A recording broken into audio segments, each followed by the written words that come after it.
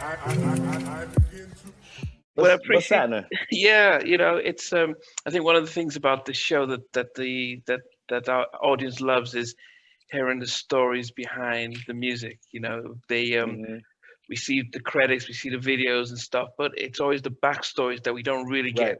And so when you Hmm. normally do interviews, they're talking just about your songs, but they don't talk about you, how you got through. So we always go to the very beginning, like where you're from, where you were raised, how you got into music, and then we start to go from there. Okay. Should we start? Yeah, we can start. Yeah. All right. Let's see. How did I start? Okay. No, but where are you from? Because we have an international audience, so that's always good. Oh, okay. I am from Wichita, Kansas, a small town in the middle of the United States. They call it the Bible Belt and all that. Okay. Midwest, flat, nothing there, no oceans, just nothing. But a lot of churches and a lot of alcohol. Okay. Okay. They call it the land of liquor stores and churches. Oh my goodness. Look, that's kind of what it is. You trying to you escaping or you trying to be saved, one or the other. Okay. And they service each other. Isn't that ironic? Wow. But no, it's a great testing ground for people like me who, when you have any kind of talent whatsoever, the church is a good place for it to be tested because the Okay. audience is so very hard audience, the church audience, bro. You gotta sharpen your skills before you get up in front of them folks. It's the most judgmental people in the world. So you like, if you think you're trying to jump up and play and sing in front of a particular audience, you better have your shit together. And And is that where yeah, you started? Did you start off because of mainly every artist says yeah they started in the church almost like that was a yeah, breeding ground for talent. especially America. I think that's kind of a typical thing in America. Because it is a breeding ground. And the competition, there's like a lot of competition in church to church, Yeah. and regionally, there's choirs that compete against each other, really. Well, they don't say they're competing, but they are. Uh, Yeah. and there's, musicals. So there's just a lot of opportunities to perform, number one. But mostly when I was a kid, I didn't start playing keys till I was like 10. And it was like, just the basic trying to figure things out as I heard them played at my church. So having a young person, her name was Cherry Dennis, having a young person that was like 13-year-old girl playing the piano that I could physically see Yeah. and say, hey, if this young person can do that, maybe I can do that. You know what I mean? Yeah. And then getting to be up close and watch her play and accompany the choir. It was pretty amazing. We had a drummer, bass player. We had a band. So being exposed to that type of thing so early was very impactful because I understood the power of, first of all, people playing together, right? Yeah. And then going to the rehearsals and watching how it was all put together. Like, okay, here's the parts, here's the arrangements, and then watching it all come together for a performance on Sunday. Wow. Very important because it taught me discipline. Like, wow, you got to learn what you're doing and then be ready to be prepared for if the spirit moves another way. So Yeah. that was like you're learning the structure, but then you're keeping it open for movement. You know what I'm saying? Yeah. That's Yeah. kind Yeah. of like jazz in a way if you really think about it, like Yeah. open for improv type of thing. Yeah. Uh, But at this point in time, though, were you just focused on the musical part? Because I didn't realize you also sang. But because was it a combination of the two? At that time, I was just trying to figure out how to play and try to sound like the person I was trying to imitate, the chick on the keyboard. Okay. But the singing part, I had always thought I was Michael Jackson, like all of us growing up on young Mike. You think Yeah. you could sing, you doing the "Got to Be There," doing the "I Want You Back" and all that. But I thought I could sing, but I wasn't sure. And then I started hanging around with people that were older than me, like they already had groups and bands and stuff. So I was like this kid hanging around grown people, like practicing their band stuff. So I just started to pick up the mic and try to do my thing on it. But eventually I got serious and we went to the studio. I think I was 11 years old, bro, A year later. with yeah, 17-year-olds, 19-year-olds. I was in there with them, and I think I sang my first song in an actual recording studio at 11. That would have been 1977. Wow. But then that was like, it's kind of disastrous because my voice hadn't changed and all that. Okay. By the time that happened, by 79, I was full-fledged like, oh, this is what I got to do. This is it. Because you got groups like Shalimar were out and their harmonies were exquisite. Yeah. You got Clark Sisters came out that year with Is My Living in Vain. So I'm just getting bombarded. But remember, before that, it was all Stevie Wonder, Michael Jackson, the records that were on the radio. Yeah. But I never had a keyboard.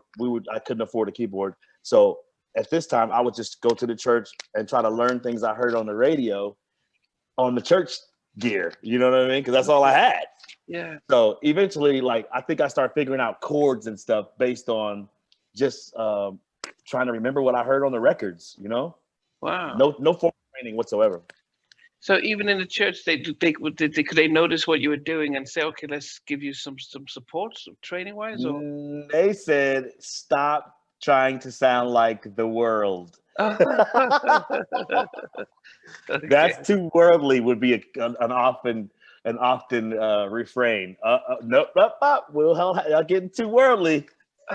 Even Stevie, even if you're doing some Stevie. Oh, please. That's exactly Stevie, any of the other ones. But here's the deal. When people like the Clark Sisters came out with their stuff and they had such an overwhelming Stevie Wonder influence, right?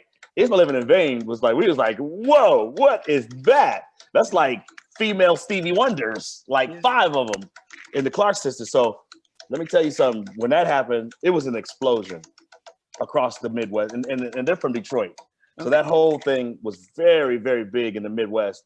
And it was just Andre Crouch, Walter Hawkins and the Hawkins family from Oakland, Andre Crouch from LA, all that really slick production gospel stuff is what started getting in my ears. Tremaine Hawkins, man, it was just like an explosion of, I call it the golden age of gospel. Wow. For like the 70s, 80s, forget it. That's when the production values changed.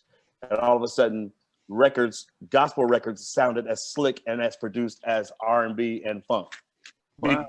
Because of people like Bill Wolfer, who produced, I said Bill Wolfer, not Bill Wolfer. What's my man's name? The Winans producer. Bill, what's his last name? You know what I'm talking about? The Winans, he produced all the Winans records, man. Wow. Anyway, look that up, Google that. He's amazing, but his style of production was literally he made those records sound like Earth, Wind, and Fire records, bro. Wow. So that was huge for gospel. It was a big, big leap forward. Yeah. And so at this time, so here you are, you're getting a buzz for the music, but you're in the Midwest because I went to college in Wisconsin, Milwaukee. So it isn't New York, it isn't LA. But I went to college in 97, 94. Atlanta isn't the hub of music as it is now. So you had to be in either East or West Coast. For you in Kansas, did you see an outlet for your music, or did you think you just do local stuff? No, I saw an outlet and I was trying to get out of there as soon as I could. So I graduated high school like a whole year early just to try to pursue it. So what progressed from starting early in those studio years, I had a little knack for working in the studio at like 15. That's like 1981 for me. I graduated high school in 83. I was supposed to get out in 84 with the express intention of getting a record deal, right? Wow. So this girl I was dating, she had a sister who lived in Los Angeles at the time. This is like 1986. But we had done enough demo material between 81 and 84 that I had a nice demo of some really slick, very contemporary gospel-ish message music type stuff. Because if you remember, in 1985, Tremaine Hawkins had a record out called Fall Down. Incredible. And that was huge. Google that, people. That style of production, it was like, it went huge in the clubs. It was like a gospel record that was huge in the clubs. Just like the Clark Sisters, You Brought the Sunshine. You know that one? Yeah, yes. Okay, so that's like 1983. Wow. So, and these major labels were picking up those records and putting them out because they were blowing up in the streets.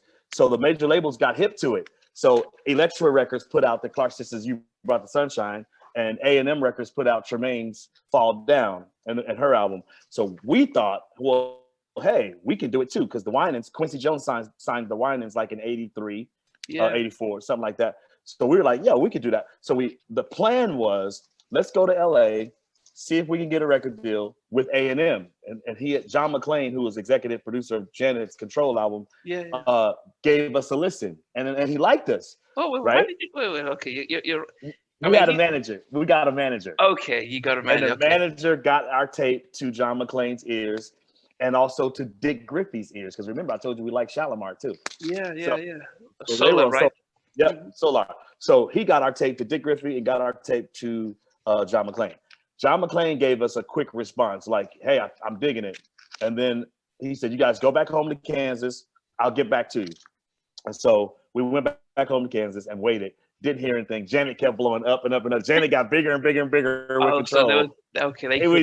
He's just like, too busy for that. So, but he did hook us up with their gospel affiliate with A&M Records, was called Word Records. Oh, wow. So they were distributed by A&M. So he hooked us up with that arm of it. Their contract was horrendous, so we didn't sign it. So we're back home in Kansas, and now it's 1987. Okay, now before that, how did you know? Because a lot of my guests, 90s stars, talk about the contracts. How did you know back in that early days about the contract was bad?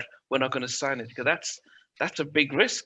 If you, I'm this kind of dude. I start calling people that were already signed to the label and ask them what do they think about their deal. That's what I did. I didn't know anything about the legal stuff, mumble jumbo, but I was smart enough to call people who were already on the label.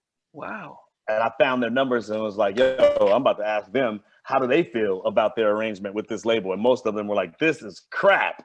And, don't do it. Don't do it. Wow. So we didn't do it with Word and A&M. However, just when I didn't think it was going to happen for me, a group called Club Nouveau from Sacramento, California. They were huge at the time. They had a record called Lean on Me. Yeah. It was a gold single. And then they also had Why You Treat Me So Bad. They were huge. Why You Treat Me So Bad, yeah. Yeah, on Warner Brothers. They were huge in 1986. And so at this time, it's 1987. And we're back home, like, kind of sad because we didn't get the deal in LA. And we're like, didn't happen, whatever.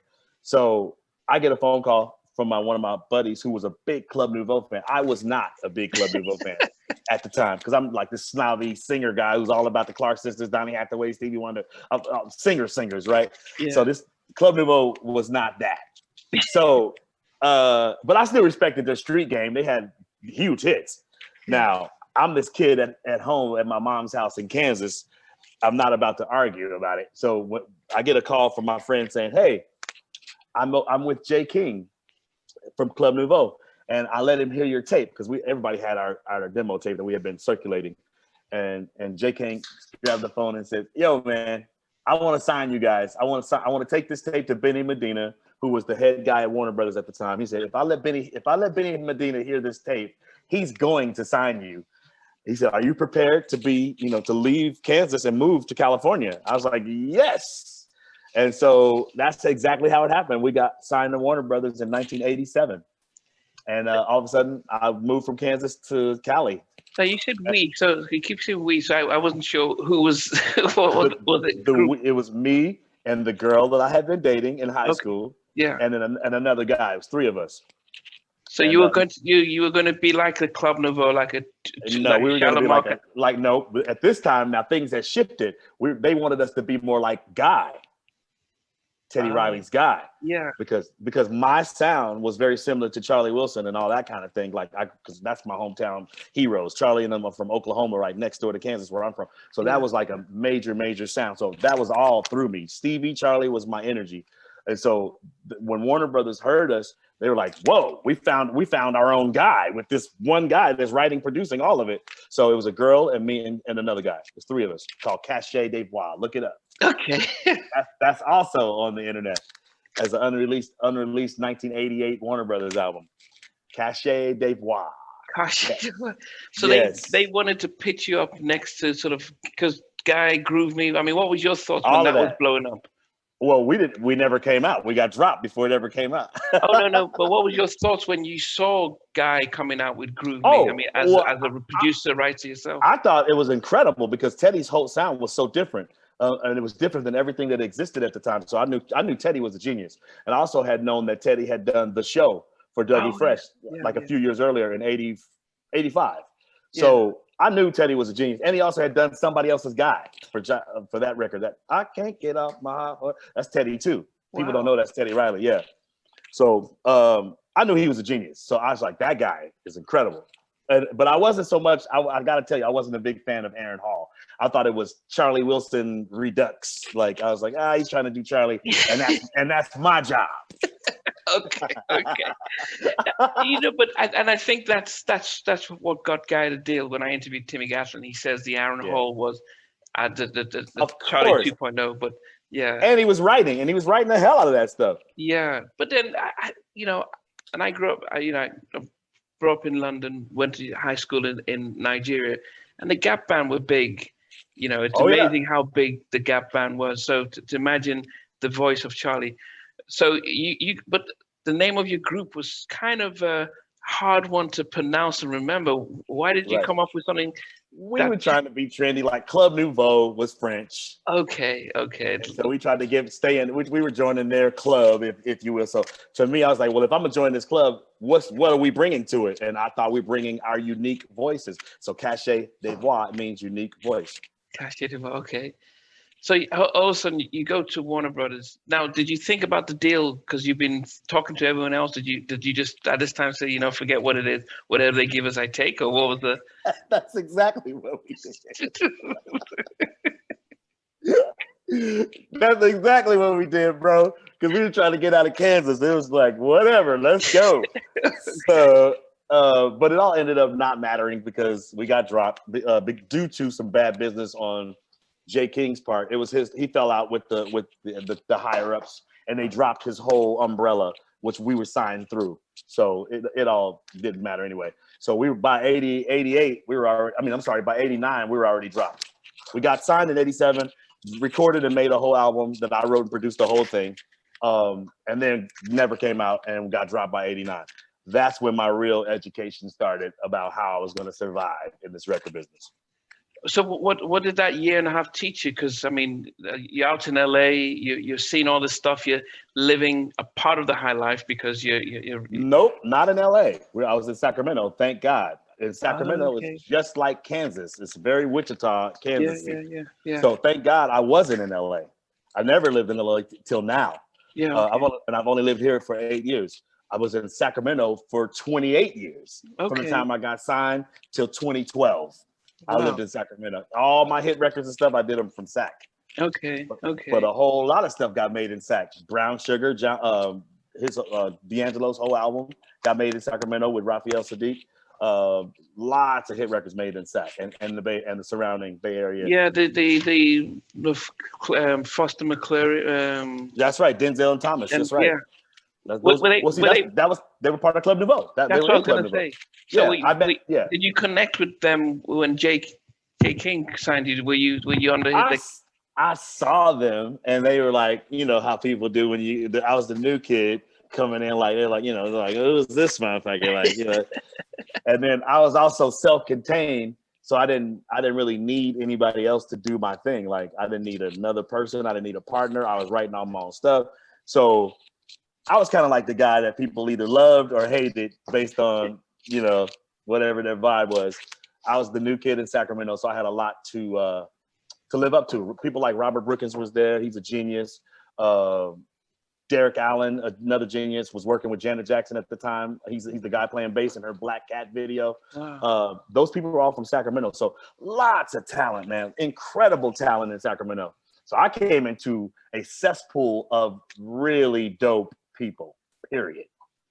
Club Nouveau just happened to be the most successful ones out of it, but there was a whole lot more heavier cats. Robert Brookins played with George Duke and Earth, Wind & Fire and people like that. So these people were like very serious musicians and real deal people. So I'm glad I had my Midwest training had taught me to be able to hang in that world of real players and real singers and writers.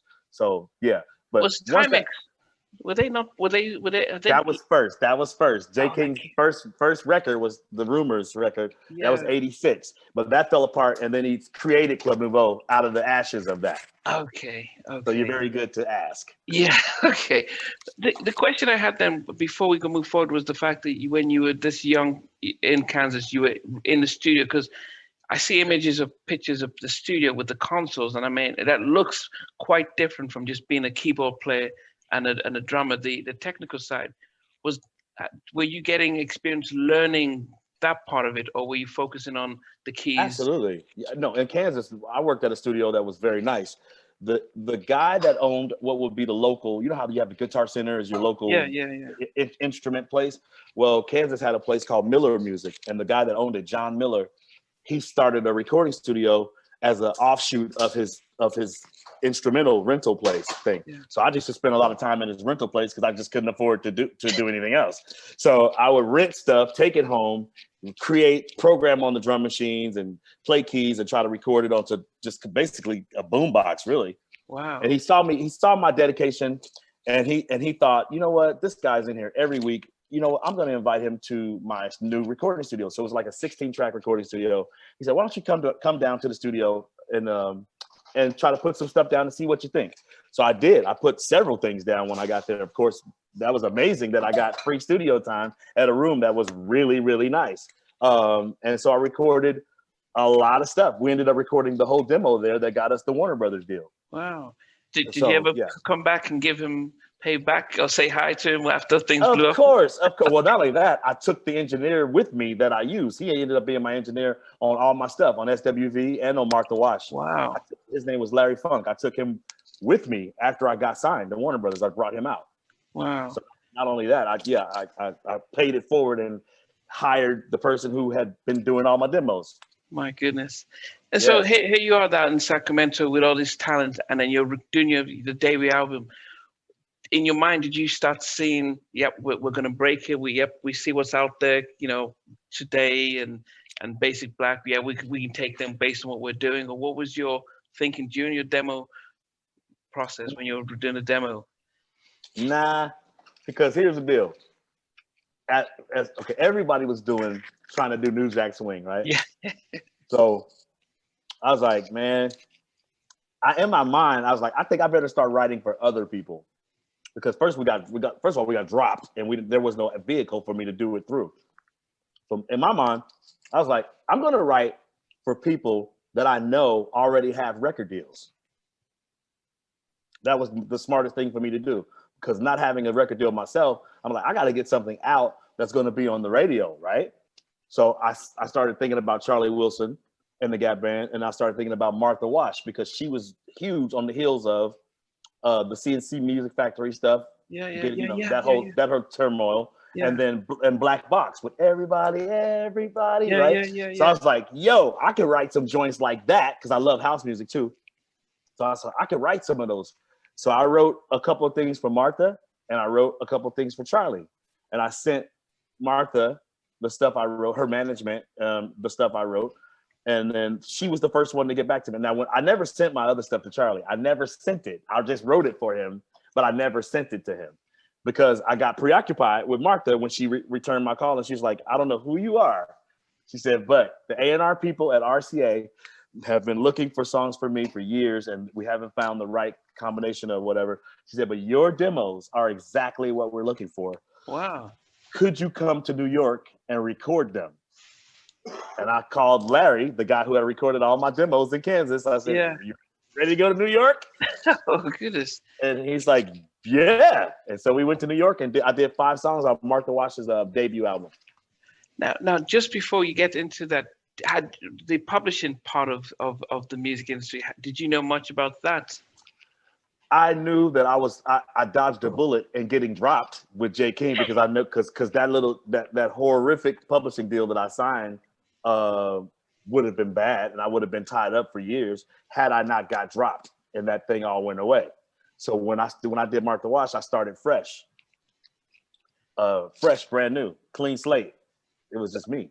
So because you've sent your stuff to RCA to her, and she said, "Yeah, we want it." Did you then have to get your own publishing set up so you knew about for doing sure. that? Absolutely. And the first thing I didn't do a publishing deal right away because I wanted to see what her records were going to do.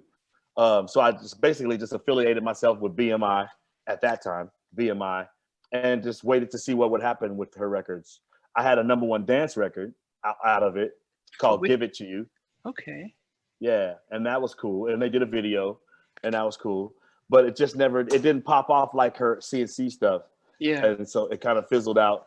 But I did some great songs on there. There's a ballad on there. People don't really get to hear Martha doing the ballads very often because she's always belting out the dance tunes. Yeah. This ballad is called Now That You're Gone. Check that out.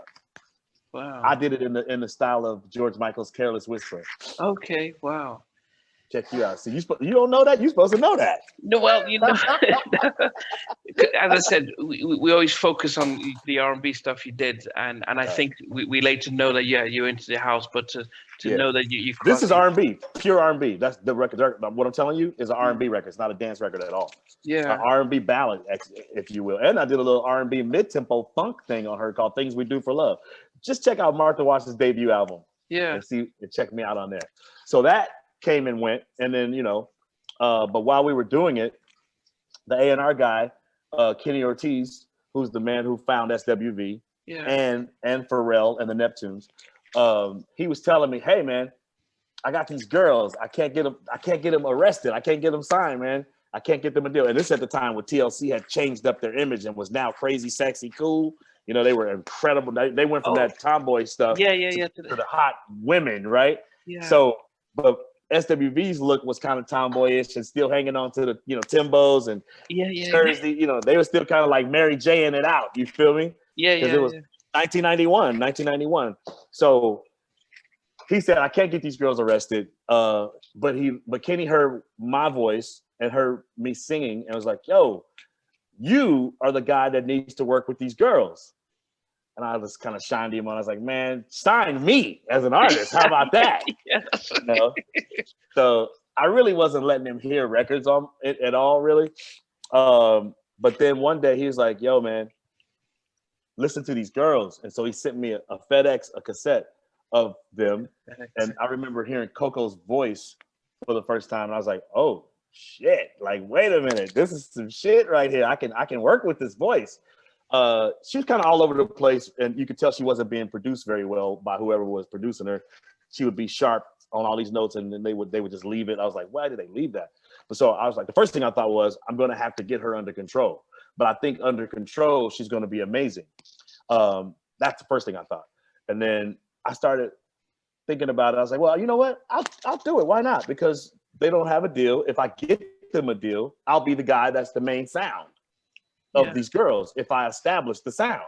So that was my mindset going into it. Was like, well, they don't have a deal, and he's telling me that I can kind of have control over what I'm doing, so I'm going to do it. So I had this song called Right Here, which I gave them that. I did not give him Weak on purpose because I was still trying to get that on Charlie Wilson. So I did not play Weak for him at all.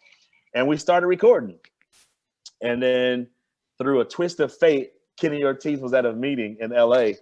And remember I told you I worked for J. King in Sacramento, right? Yeah. Well, there was this guy that used to work there. He was the janitor, and he would clean up the building and shit. So he had stolen a tape that had my demo of Weak on it, me singing Weak, the whole thing. He stole it, okay. Stole the tape. And so this particular day, Kenny is at the office in LA, and he's walking through, and he hears Weak. And he never heard that before, but he heard my voice. He knew it was you. Because he knew my voice because of the Martha Wash demos. I did all the demos. Yeah. So he's like, and he went over to this guy, Jeff, who used to be a janitor at J. King's thing, but now is an A&R guy at RCA. What? Yes. He come up in the ranks. And so he goes, hold on, man. That sounds like Brian Alexander Morgan. And Jeff was like, that is Brian Alexander Morgan. So he's like, what is this? And so Kenny called me. He's like, yo, man, that's fucked up. You've been holding out on me. You know I'm trying to get these girls signed. Why haven't you played me this song? This is insane. I said, bro, because I'm trying to get that on Charlie Wilson, or I want to do it on myself. I'm not really trying to give that song away. He's like, Brian, please, you got to come back to mix a couple more Martha records. Can I just pay you to record that song. I gave in and I said, all right, man. So I recorded it, and that's the song that got them the record deal with RCA. Wow, but so he was there. He couldn't get them to, even though he worked there, he had to. They weren't seeing it in as far as the imaging and the overall thing. Plus, they didn't have the songs yet. So now all of a sudden they got Right Here and Weak after I recorded it. Now they got some songs that showcase what she's all about. Okay. That's since the deal. So that's how SWV started. So, and I think that the thing is that so what year was it that they auditioned to get the deal at RCA?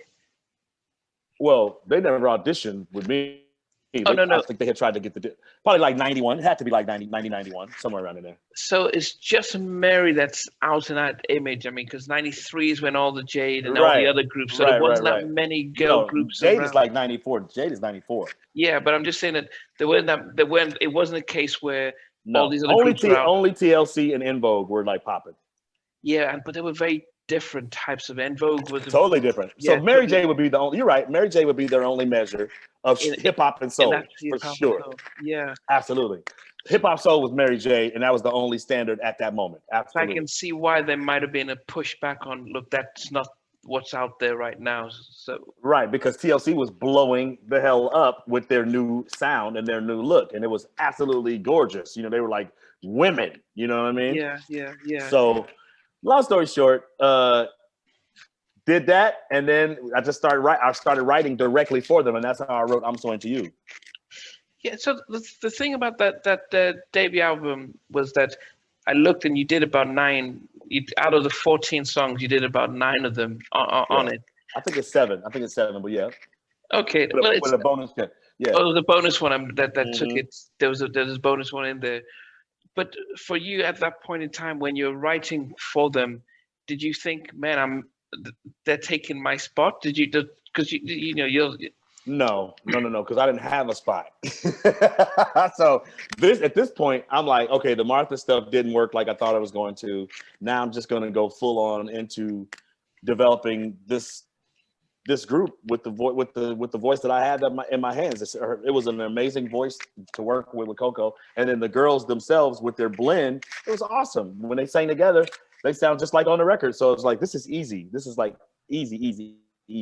So that's kind of what happened. We just started working, and then they came to Sacramento, and that helped a lot because then I was in my own element. I wasn't in New York. Yeah. When I wrote "I'm So Into You," we recorded it in Sacramento even. So, and then we went back and recorded Week I recorded in New York and maybe Right Here. But I'm So Into You, and I think, what else? A couple other things got recorded in Sacramento. By the time we did You're Always on My Mind, we were back in New York again. So when you did, so what was influencing the sound then? Because if you're talking about 91 or so, you had Uptown with Jodeci, Mary, with that type of sound. I think Teddy had sort of moved away from, I think, the Guy album. He was doing Michael Jackson stuff. So there seemed to have been a sort of I think Uptown was taking over with their hip hop soul and stuff with Kenny Green and Intro. Mm-hmm. What was influencing the type of, not the writing, but the production of what you were doing for SWV? At that time, I just decided I wanted to create my own sound and stop copying those types of sounds. And that's how you got I'm So Into You. The most un-New Jack Swing record ever. It's straight 16s. There's none of that at all. Okay? I took all that. I was like, I'm going to do me. So that, and then all my ballads, I wanted them to sound like me. So anything which opens the album is a shot across the bow saying there's a new sound happening. And it's not those other things. It's its own thing. It's a Midwest thing. It's not an East Coast thing. It's a Midwest boy. Wow. Yeah. That comes from Stevie and Charlie and all that stuff. And so, but I love, and right here, the first right here is the last bastion of that. That's kind of New Jack-ish. Yeah. And that's fine. But I knew that once they came to me and was in my home turf, I was trying to do me. I wasn't concerned with what was happening on the radio at that time. Because I was like, you were in the Bay Area where Foster McClaren had their own influence with the Tonys and yeah, In Vogue. sure. So they, the Tonys had, I think is it the Carnival one that was somewhat New Jack-ish. So was there not a sense of, okay, are we leaning from that? Not so ever. Those are my friends, by the way. So I was certainly not going to be. And plus, I came in the door through that. I certainly wasn't going to go back. That would be like going backwards to me because I came in through Club Nouveau and that whole thing. So I was definitely trying to do a new thing when I did my thing at that point. That's 4 years later. You know what I mean? Yeah. So it was just my time to do me is to be the best way for me to describe it. And that's exactly what it sounds like. You know, at the time that you did that, where you finished the album, did you think this is going to be a smash, or what was your thoughts? Could you tell? No, not at all. I didn't like the album cover. I didn't like the logo. I was like, and then the first video was cool, but I hated the videos to Week was horrible. I was like, why are they trying to sabotage my girls? This is bad.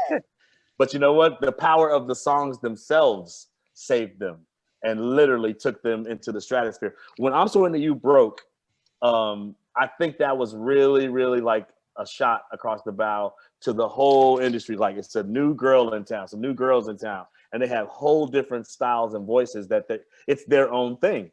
Mm. And we certainly knew it wasn't Mary, and they knew it wasn't In Vogue, and they damn sure knew it wasn't TLC. So it was like, who is this? Yeah. You know, when she said, boy, there you go. It was like, whoa, what's going on? Yeah. You feel me? And so, and I wrote all that, like, that's just like right out of my head into her voice.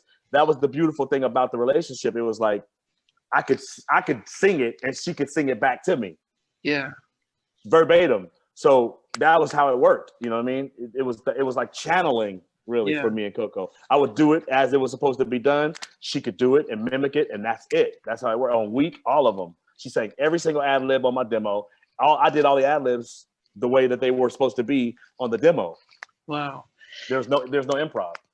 Now, as much as I bought all their albums, SWV, I think one of the things that I couldn't I always wrestled with was, you have a group of 3 girls who I'm assume both Lily and Taj sang when they were young, but I didn't understand how come it was just the one singer and that sense of Diana Ross and the Supremes, and how that might have not allowed the others to have a balance. From when you were working with them, was it a sense of Coco's has the best voice, I'm just going to focus on them, and what was?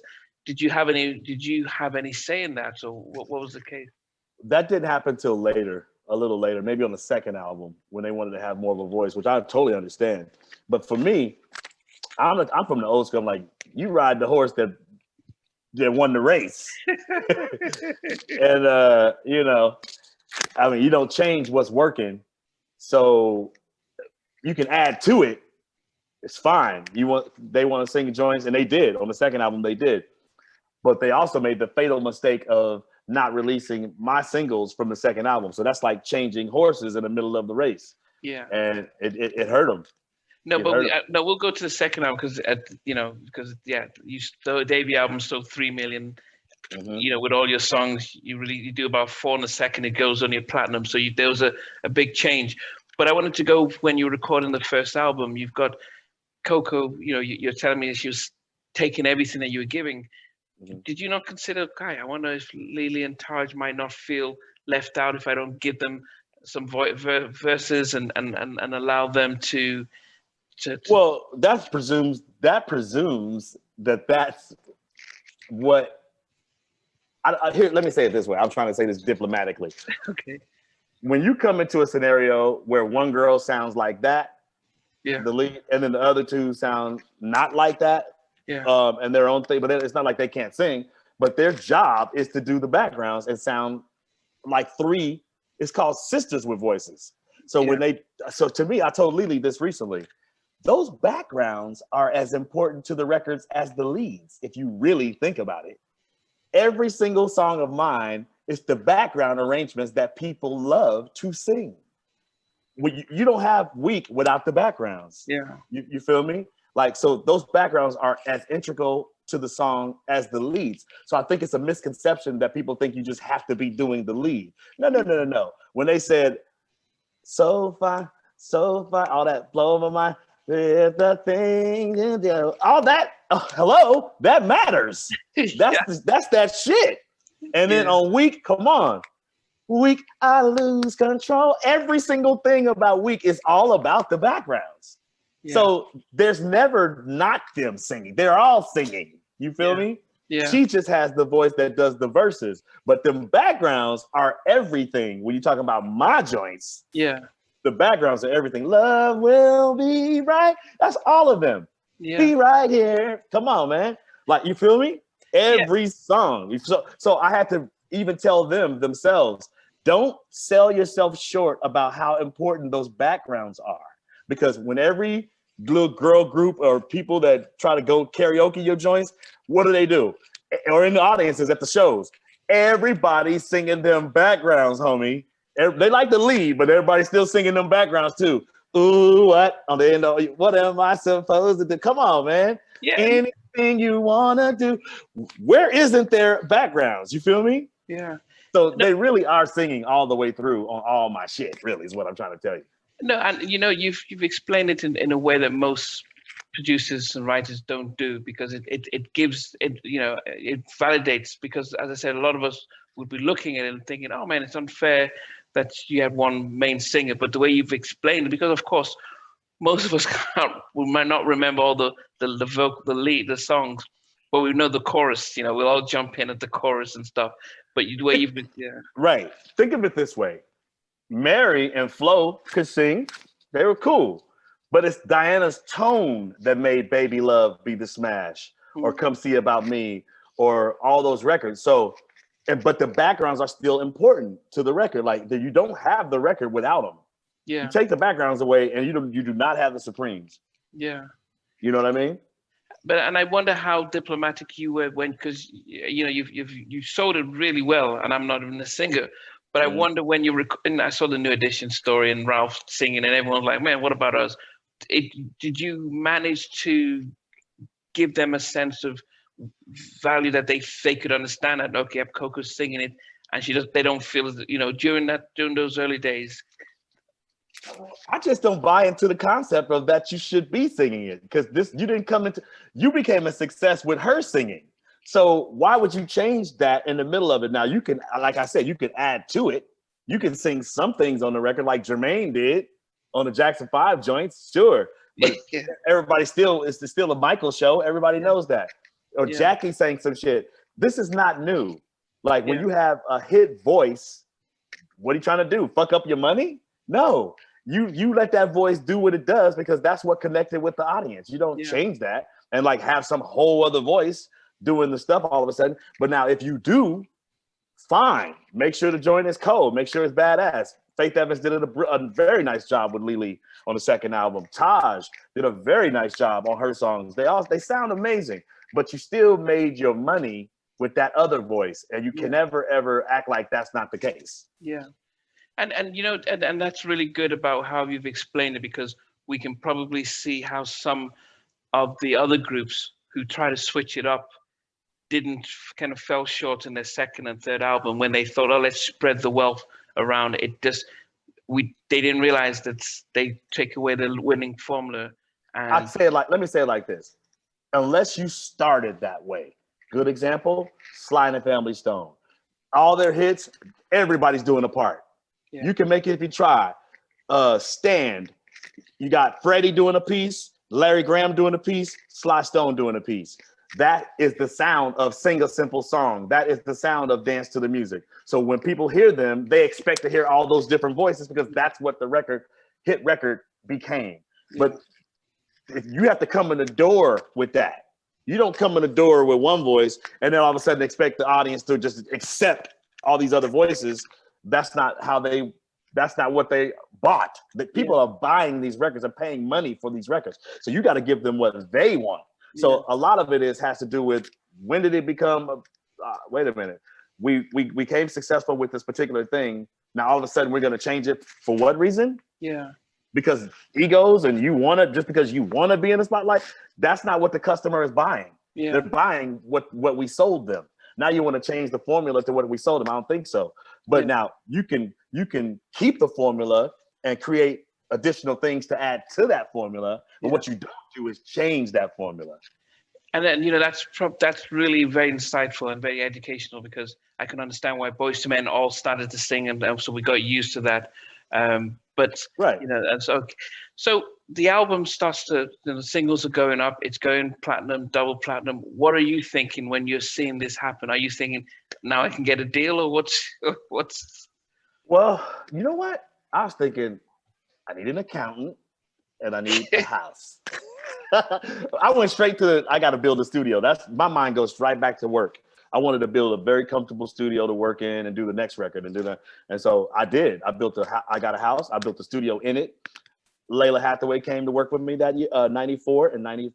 Usher came to the house in 94. So I did a song called "Let Me Love You" on Lalah Hathaway, which I love. And Usher, I did a song called "Crazy," which I love. So, and then we just kept going. And then I went right into the second album from that in 95. So at this point, had you parked the idea of becoming a solo recording artist? No. As a matter of fact, I was completely not feeling that after I saw what the girls went through on the road. It was not easy, man. Like, first of all, when the Right Here was out, the very first one, it was tough because that wasn't blowing up like we thought it would. And they had some rough markets to deal with. People were not very nice. You know what I mean? It was very working all those places all around the country, flying all around the country. I didn't want to do any of that. So I was like, and then plus I could do my thing at the house and still make the money. You feel me? Yeah. So it was easy. I very much slid into producer very comfortably. Okay. I was not thinking about trying to be an artist, and everybody wanted me to be. When they heard Always on My Mind, they couldn't understand why I wasn't out there trying to be an artist. Yeah. And I get that, but mentally, I wasn't trying to be at that time. I was just comfortable being the producer writer who happened to sing. Who could sing? Yeah. Now I think there's my biggest, when I grew up, I had Michael Jackson, Steven Spielberg, and Teddy Riley. Those are my three. Anything that they did, I would buy, watch, doesn't matter. So you put Steven Spielberg in that? Okay, interesting. Yeah, I think because any movie he came out with in the 80s and the 90s, I'd watch. That was your can't lose. Those are my three sort of, Spielberg, Michael Jackson, and Teddy Riley. Got it. And so when I heard the "I'm So Into You" remix that came out with his name and the All-Star one, I was like, wow, I could hit the rap and the check one, check two, and all that stuff. Yeah. I interviewed Sprague, one of his former producers, talking about the track. I think I wanted to go first. When the remix hit the radio, did that have an impact on the album sales? The actual particular remix? No. Okay. I'm So Into You was a gold single before they ever did that, and that album was a gold album before they ever did that. Okay. So I'm So Into You literally put them on the map. And everything else that happened after that was just that, and after that. But as far as impact with that remix, that was really an East Coast thing. I felt like we had already broke the spell across the country as far as New Jack Swing goes. I had finally broke the spell of that particular sound with "I'm So Into You." So people really were digging that it was different. And so, and I know that it affected the culture because Jimmy Jam told me that when they went back into the studio after having done the very hard swinging Rhythm Nation album, that was super tight. Everything was super tight, right? Yeah. But Pete, when they went in to do the next album, Jimmy Jam told me, he said he sat them down and they played the SWV "It's About Time" album, and particularly listened to "I'm So Into You."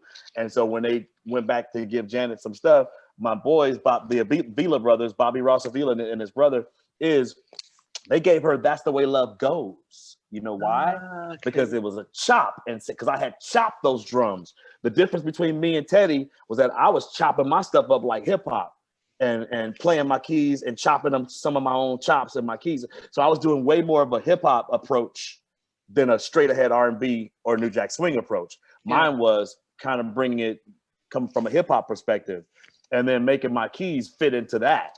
Yeah. but it was still my original keys, but I would add, you know, samples and chops. That's what the look at I'm So Into You. It's like a lot of little chops and things. The hi-hat, all that is all samples and chops. So it made Jimmy and Terry and their producers go, hey, why not try a samples and chop thing on Janet? And that's how you get that that, you know, that guitar jazz sample. That's the way love. Now all of a sudden she got a whole new sound. Why? Because it's completely not New Jack Swing. It's a whole new thing. And it was a more open, laid back, groovy, sample based and chop drum sounding thing that they're using in Impeach the President, the drums from Impeach the President, very brilliantly. And then, by the way, Come and Talk to Me, same drums, effectively. Come and Talk, the remix, Puffy's remix. Okay. So we just in a new thing. All of a sudden, in a new thing. Yeah, no, because by that time that the album came out, the sound had changed. You know, Devante with his type of the Jodeci stuff. It was a variety. It was different, and I think the mimicking of the New Jack, because if you it had ran its course. Yeah, it had definitely run its course. So it was really good and refreshing.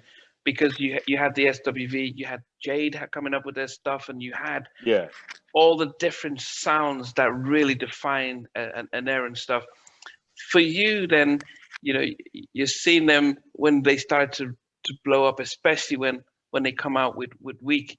Are you saying, did you ever think, I wish it was still me singing this? Or did you say, no, never. I never wish that, because I really like Always on My Mind, because it was natural. It was organic. The way it happened, I felt my contribution as far as singing goes is right where it's supposed to be on Always on My Mind.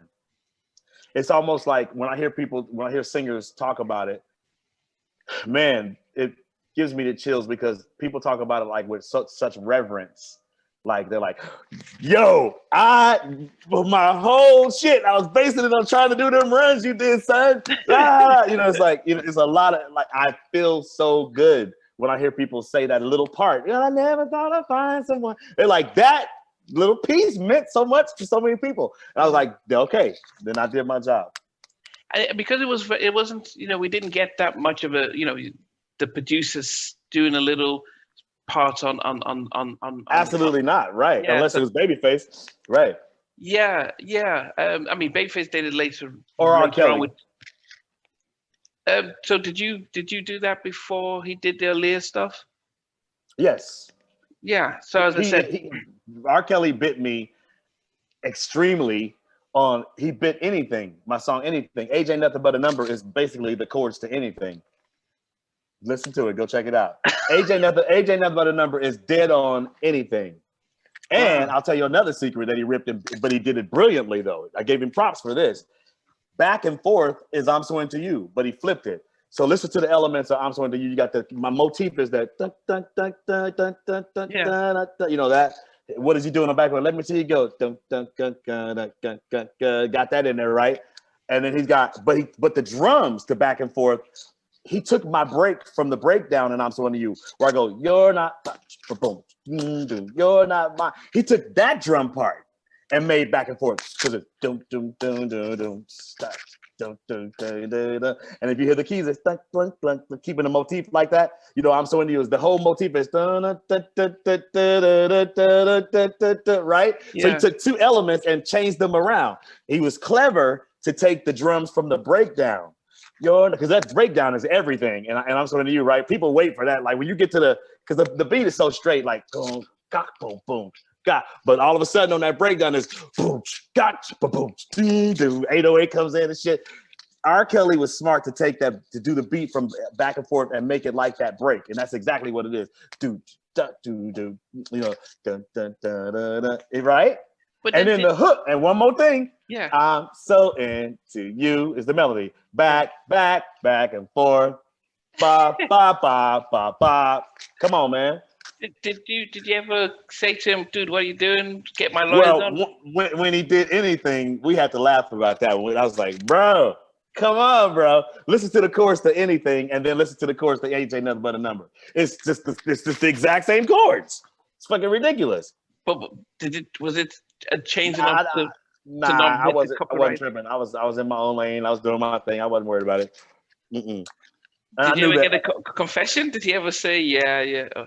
He knew. I mean, I think it was. I looked at it as more of a compliment because he was on fire at the time himself. So for him to be doing something that I was doing, it was a compliment to me.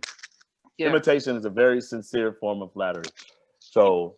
You're right. I mean, there's so many people who were imitating the New Jack stuff, and so to have a new sound. So you've told me that Jimmy and Terry were telling you that, we listen to stuff, and we're pros. We're big enough in a group to know how to be influenced by what you've done, but not. And they had influenced me so long before that. They had influenced me as the kid in Kansas, listening to Sherelle, listening to Alexander O'Neal, listening to SOS Band. So how I layer my keys, I got all from Jimmy. And I tell him that to this day, like, bro, your whole style of layering keys is what I do. That's why You're Always on My Mind sounds so lush. That's why anything sounds so sexy and deep. I learned my lessons well from Jimmy, listening to his key. And that's why my bass lines are very, very prominent. Jimmy Jam is one of the dopest, coldest keyboard bass line playing people ever on the planet. Yeah. When you listen to that stuff is crazy.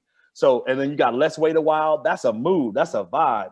Funny How Time Flies. Are you kidding me? So you better believe anything takes its cues from that. Yeah. You see it sonically. So I love it because it's us listening to each other, kind of taking bits and then incorporating it into your thing, not just biting it wholeheartedly. Like take a bit and do your thing, flip it. Come on, flip it, son. With anything and AJ Nothing But a Number, I felt like he was lazy on that one. He didn't really flip it. Now back and forth was genius how he flipped it. I could hear through what he was taking from me, but nobody else could, and that's when you flipped it. Okay. Yeah. I mean, so here you are. I mean, you're riding high off the first album. It's triple platinum. I mean, and I'm sure by this time you've got your nice publishing stuff. Did you then see the benefits of being a writer behind the scenes as compared to an artist that gets signed and always owes the record label? No matter Absolutely. What. Are you what? Of course. I saw that benefit right away, and they did too. And that's what caused the tension between them and them. The management tried to set them up kind of against me. Like, okay, this next album, Brian made all the money on that last album. We ain't gonna let that happen again. Type of energy. Yeah. And that's what happened. So that's why they call an album A New Beginning. It's not so subtle smack in the face. So, and I got 5 songs on there, and none of them were singles. Just think about that. So the question I had then is that you've done the first. It blows up. That it's very clear how the publishing and everything works, and every '90s artist would tell you that, man, we got, and Dawn Robinson, when I interviewed her, 2 cents per girl per record, so they're selling 10, 20 million, but they're only getting 2 cents. So. It wasn't. You didn't sign them to RCA. You weren't there, but you didn't sign a production deal with them. So, how is it that they could paint you as the villain when you were just doing your parts? Because they were young, and I was too, and nobody really sits you down at that stage and tells you the mechanics of it all. You kind of figure it out as you go, and then you realize, oh man, because like even me. As much money as I was making, it still wasn't a good publishing deal. I did a horrible co-publishing deal that I never should have done. I should have never done a publishing deal at all. I should have just kept all my publishing and not ever done one. But I didn't know that, because what publishing deals do is just take your own money and give it back to you. But was that different because you said you signed with BMI first? Was that? Well, you don't really sign with BMI. All they do is agree to collect your royalties around the world. So that would have been better. So it would have been better if you kept them or ASPAC or something like that. Absolutely, yeah. Because then I would have got 100% of all my shit, as opposed to when you sign a publishing deal, you're giving up sometimes 20, sometimes 30, 40, 50% of your rights. And all they do is say, okay, let's give you some money in advance. Yeah, a little advance money, right? And it's bullshit because I think I got like 300,000 on that first one, and I'm sure I made that back in a couple of months, based on what those records were doing. So like, it's just a joke, because then all of a sudden the money they start making off of you has well surpassed what they gave you, and they gave it back to you from your own thing from your own pipeline. It's not like they gave you anything. They gave you 300,000 of what you was about to already have anyway.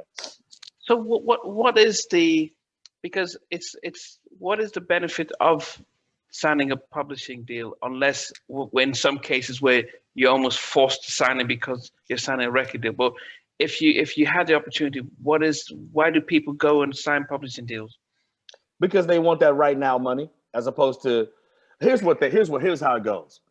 When Week started blowing up on the charts and was like, oh my God, it's a gold single. Oh my God, it's about to go platinum, and then it went platinum. That's when they start swarming like vultures. All the publishers start swarming. We got one, and they swoop in and they entice you with a number because you ain't seen that money yet. You haven't seen the paper yet. You haven't seen it yet. They come in before you see the paper. That's the key. You haven't seen a dime of it yet. You got some production money. Yeah, you got paid whatever your fee was to produce it. That's 40, 50, 20, 30, whatever grand. But you ain't seen 400,000 at one time. And they know that, especially with young Black people who have lived lives of poverty usually. Yeah. So you come in swooping in with a check talking about 400,000. That sounds pretty cool. And you want to buy that house, and you want to buy that car. So that's how they get you. But the truth of the matter is, if you don't do that, not only do you get the 400,000 they're dangling in front of you like a carrot, but you get everything else that's coming. But if you sign it, they give you that 400,000, and then you make $1 million. Then they get to hold that and give you the 400,000, and now they got the $1 million based on everything else you're doing. So that you just gave your money away, and now you got to fight to get it back. Oh, so there's a times when that can end and say, okay, we've done our time. Yeah, and that's the key, the time. Thank you for saying that. Yeah, it's usually like 30 years. Wow. Okay, so you're signing away decades worth of earnings for one little piece of change.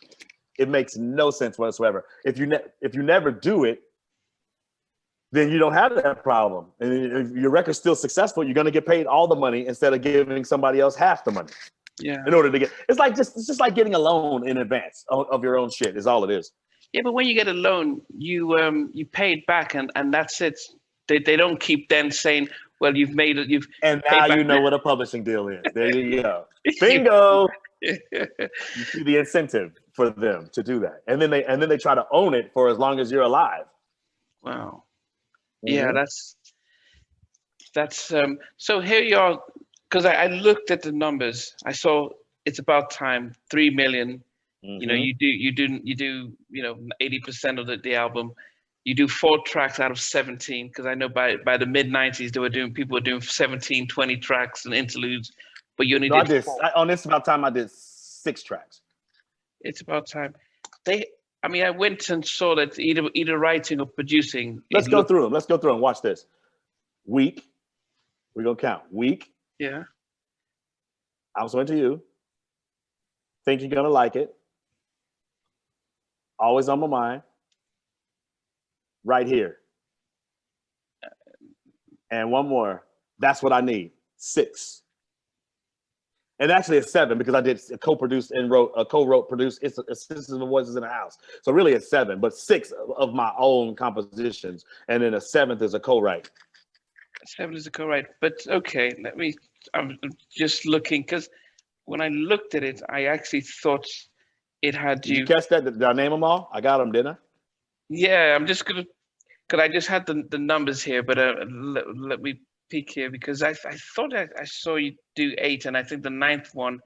Okay, here it is, right here. So it's really 6, and then 7 with Anything. I'm serving to you right here. Oh, I forgot anything. No, it is. It's 8. It is 8. Yeah, you're always on my mind. It's 8. I forgot anything. I always forget anything. Yeah, it is. It is. It's 8. It's 8. Yeah, you did 8, and then you had the and so then there was the week a cappella, which was out of the 14, which was sort of 14 tracks. The week a cappella. 8 solid joints. 8 solid joints. Yes. Yeah. Then you did on the album you had SWV in the House. Right. That's a co-write. Okay, with Coco, I think. Yeah, but as I said, you did. I did. That's why I said 8, 9. So yeah, so you did Out of the Soul stuff. They're coming with the New Beginning. Did they not want to be in the studio with you anymore? They're thinking, man, you made all the money, look at your big house, and we're still living. And they were, was it? No, because they knew better than that because they couldn't just go in there. Once you establish a sound, you can't not use the sound. But what they were trying to do was show me that we don't need you. Like, so that's why you got them All-Star doing it. But thank God All-Star and I are friends. And he was as happy to make money off my songs as anything. He'll tell you right now, I send his kids to college off of the remix, the Anything remix and the and Right Here Human Nature. He's done very well. And he got a big deal, his own production deal based on doing those remixes. So we're good. But he did it the right way. He did something dope, and people heard what he could do, and then he parlayed it from there. What they tried to do was stifle me after I'd done something great for them. Yeah. It was like, but hold back, and now we're gonna go to this guy because he was able to deliver on these remixes. Maybe he can deliver, and they did. I love "You're the One" is my joint. I love that joint. Yeah. Yeah. Okay. So that's okay. You're the one. But how do you not put out a Fine Time, right? Yeah, so as I said, because they went to the Neptunes, they even went to they went to a lot of people. Troy Taylor. Yeah. So Eric Sermon. Yeah, Faith and Chucky. Yeah. Faith and Chucky, all friends of mine. We all peoples. Trust me, we all. The writer community is solid. We saw what was happening, but guess what? I knew that I wrote some solid stuff for them. What's it gonna be? Fine Time. That's what I'm here for. Solid tunes. And but whose decision was it to? Because I thought the label makes a decision as to what singles get released, unless you were big. Well, they did, but I mean, by that time, I think the management she was fraying relationships within them, the girls themselves. So it was all bad. Like, it was just all bad. Like, so their relationship with me soured when I realized they weren't going to release any of my singles. That's like a slap in the face when I had all the hits from the first album. So I wasn't looking like, like I wanted to be there myself. I started writing for other people. I was like, let me get down with other people. I started to go in with Brandy, and my mind was elsewhere. I wrote Rain for Brandy and was already about to cut it on her when RCA intervened and asked for it to be on SWV. After they did, now we're on the third album. Yeah. No, but so could you see when they were recording that the vibe? I mean, the times have changed. But yeah, they were trying to force them to write on my stuff. Like, it was like literally putting pen and paper in front of them and saying, "Okay, Brian has this idea, but y'all write something on it." And that's not how magic happens. Just let me tell you. Were they doing it to the other writers? Is it just Brian that they wanted to? No, of course they were. Well, they were trying to, but I mean, if you're not really writers like that, it's not going to work, no matter who's producing it. So, but Pharrell didn't need nobody to co-write "Use Your Heart," except him and Chad. So just like I didn't need nobody to co-write my joints. So the whole concept of doing that is the point is that it's a forced, unnatural, unorganic thing to do, just so you can try to be participating in the publishing, and it was a whack vibe. Period. Didn't work. And the album just went platinum. They pushed it out. It didn't do as well. Right. When you could see the sales not going up, what's on your mind? Were you happy? I mean, what was on my mind at that time? Lalah Hathaway, Usher. In everything else that I was working on at that moment, I was like, I can't put my eggs all in that one basket. I learned that, and I was glad I did learn that, because I was like, yo, even if Usher or Lalah don't sell records, I'm still getting paid to produce these records. So that was my bread and butter, is just working, period. You never know what the records are going to really do. Yeah. So if you could just keep working, this is the point. Yeah. I'm still working now, baby, all these years later. No, we're going to get there. I mean, but by the third album, though, you released some tension. You only had Rain, and I was like, wow, what's and I didn't want to be on there. I did not want to be on that album at all. They kind of begged me to put that on there, because I was, like I said, it was going to be for Brandy, and we were already cutting it, and I had gotten paid to do it on Brandy from Brandy's label. Wow. It got intercepted by Rodney Jerkins, who was in charge of her record at the time. It was the album that Boy Is Mine is on. Yeah, yeah. And he just chose to not have it on there. And so I got a call saying, okay, well, we, you know, even though we paid you to write that, because I got a little 4-song writing deal from Sylvia Rohn at that time, at Brandy's label Atlantic. And that was one of the 3 songs I wrote for Brandy. So I literally got paid to write that for her. And then we started to cut it in New York at P. Diddy's studio. And then we got shut down the next day, like, yo, it's a no-go. Rodney's, we're not going to use it. And so RCA called, and they already knew. They were like, please, we can't have a whole album without Brian Alexander Morgan on there. Can we please get this tune? And I was like, you know what? Yeah, I'll cut it. And so that's how we ended up cutting Rain. But how was it in the studio after all this? Was it tension in the studio with? Isn't it ironic the album is called Release Some Tension? It was tension all over the place, man. I think, and that, you know what? The funny thing is, Coco recorded her thing completely and utterly separate from them on that. So I don't know what. I think Coco had been pissed off at Missy or something. Like they had just recorded "Can We?" For that, with Timbaland and Miss, and something had happened because I remember that Missy invited me to her video shoot, to the video for "I Can't Stand the Rain," her first single. So, but she said, only bring Taj and Lily. I was like, what? She said, yeah, only bring Taj and Lily because she was gonna let them be in a cameo at the end of the video. If you look at the end of the video, they are. There's a cameo, 702's in there. There's a lot of cameos at the end of that video. So I remember cutting Coco at Right Track Studios one day, and then the next day I cut Taj and Lily's backgrounds to Rain at Electric Lady, Jimi Hendrix studio down in the Village. And then we took a cab over to Missy Elliott's video set to do the Rain. So all this Rain, huh? Check it out. Goodness. Yeah, that's wow. I mean, but for yourself, as I think that, you know, going back, you said Rodney said no, we don't want Brian's track on it. Did he listen to it? I mean, did you? He loved it. He loved it. He loved it. He loved it. He loved it. I think he just didn't want it. It didn't fit his vision of what he was trying to do on Brandy at the time. Rodney was making a statement with Brandy's album, a Rodney Jerkins Dark Child whole entire statement. He had been given the reins, if you will. Okay. So he had power to say yay or nay. Wow. And he just, you know, kind of. It wasn't anything personal. It was more like, look, this is what I'm trying to do and stuff. I don't know. I wasn't in his mind, but I know this. He didn't want it on there because it wasn't a Rodney Jerkins joint. So if it's not on there, then everybody's talking about everything else that ain't, you know, I'm not a factor. He made me a non-factor, put it that way. Okay. And it was, you know, at the time I was slightly devastated because I really loved Brandy and I wanted her to sing that.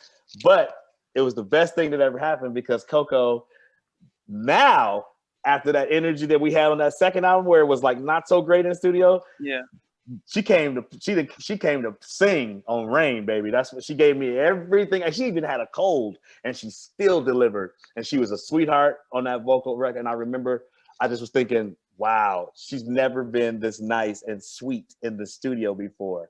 This is amazing. She gave me the delivery that I wanted. I didn't want it to sound like weak. I didn't want it to sound like any of those old things. I wanted it to be different. Yeah. And her level of sexiness on Rain is, I still to this day. That's why so many. Have you noticed like it's really a viral thing right now? All these kids and everybody, all these new generations are singing it on TikTok and shit. Man, bro, Rain has never left. And then it came back in the form of Pulling Me Back, a hit record for Tyrese and Chingy. It's out right now on a Rick Ross record right now called Summer Rain. It's crazy. Chris Brown's got a new one dropping in a couple of weeks using Rain. I mean, it ended up being the biggest thing. I think it's bigger than Weak in a lot of ways for me because it keeps coming back over and over and over. Pulling Me Back was a top 10 hip hop record in 2008. So, you know, I mean, that's crazy. Yeah. Or 2006, whatever it was. Yeah, I mean, I think that's because in the 90s there was no one could take away from the 70s or the 80s, but in the 90s there was a lot of very distinct sounds and songs, and you guys were given breathing space to write good stuff. The radios were willing to play it, And I guess I'm trying to understand what are your thoughts as a producer and writer with how the R&B and the music market is today. So you mean comparatively, like what's the market difference? Yeah, because back in those days, I mean, you're getting Elektra giving you a 4-song deal. You're Oh, I see. doing albums. The labels were investing in songwriters, producers to do stuff. But is there a market for R? Are they paying money for R&B records to be played? I think the biggest difference between then and now is that seems like everything is a collaboration now. There's not a single record that's not a collaboration. I'm the last of the 100%ers, like where I did it all. Like I wrote it, produced it, arranged it. That just doesn't happen anymore. Almost like it's almost like a unicorn or something. Doesn't happen anymore. But then, what about the opportunities to write and get called to by Warner Brothers or Universal or Sony to say, we've got this artist, we want you to do 5 tracks on their album? Is that happening? Depends on who you are and depends on what your situation is. But even if that happens, it's generally still in some kind of form of a writer's camp or some kind of crew. Like there's Max Martin and that crew.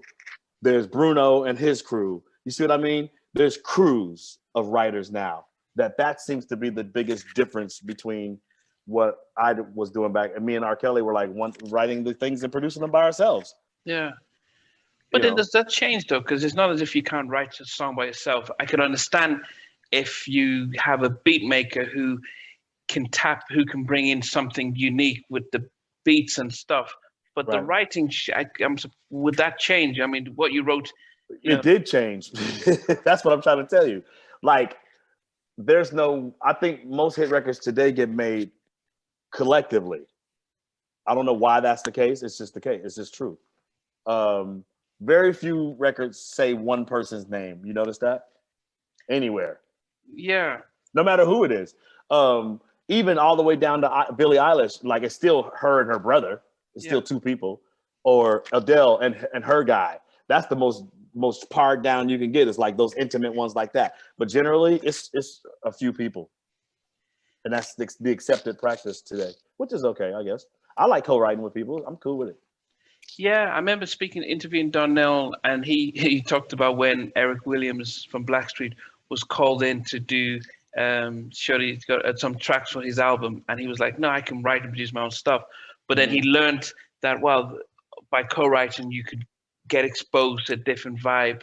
Absolutely. And that's why I like co-writing, because I want to be, sometimes I get inspired by what another person's way of their process is. It's like I want to hear what their approach. Yeah.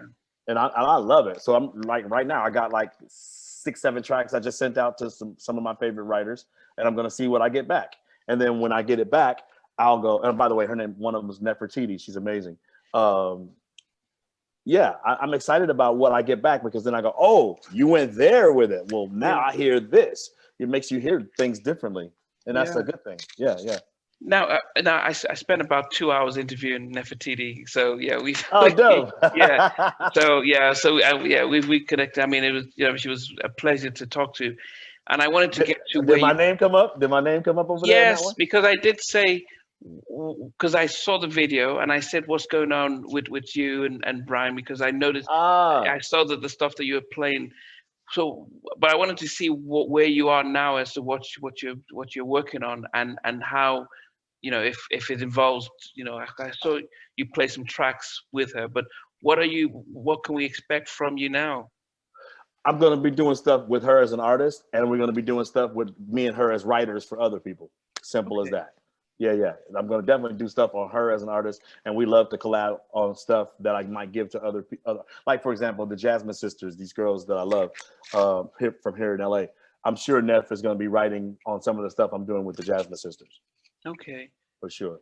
Is it that because I've heard her stuff, her vibe and her voice and everything, and is it that there's a style that she's tapped into that you're like, okay, I can add on to this? And Absolutely.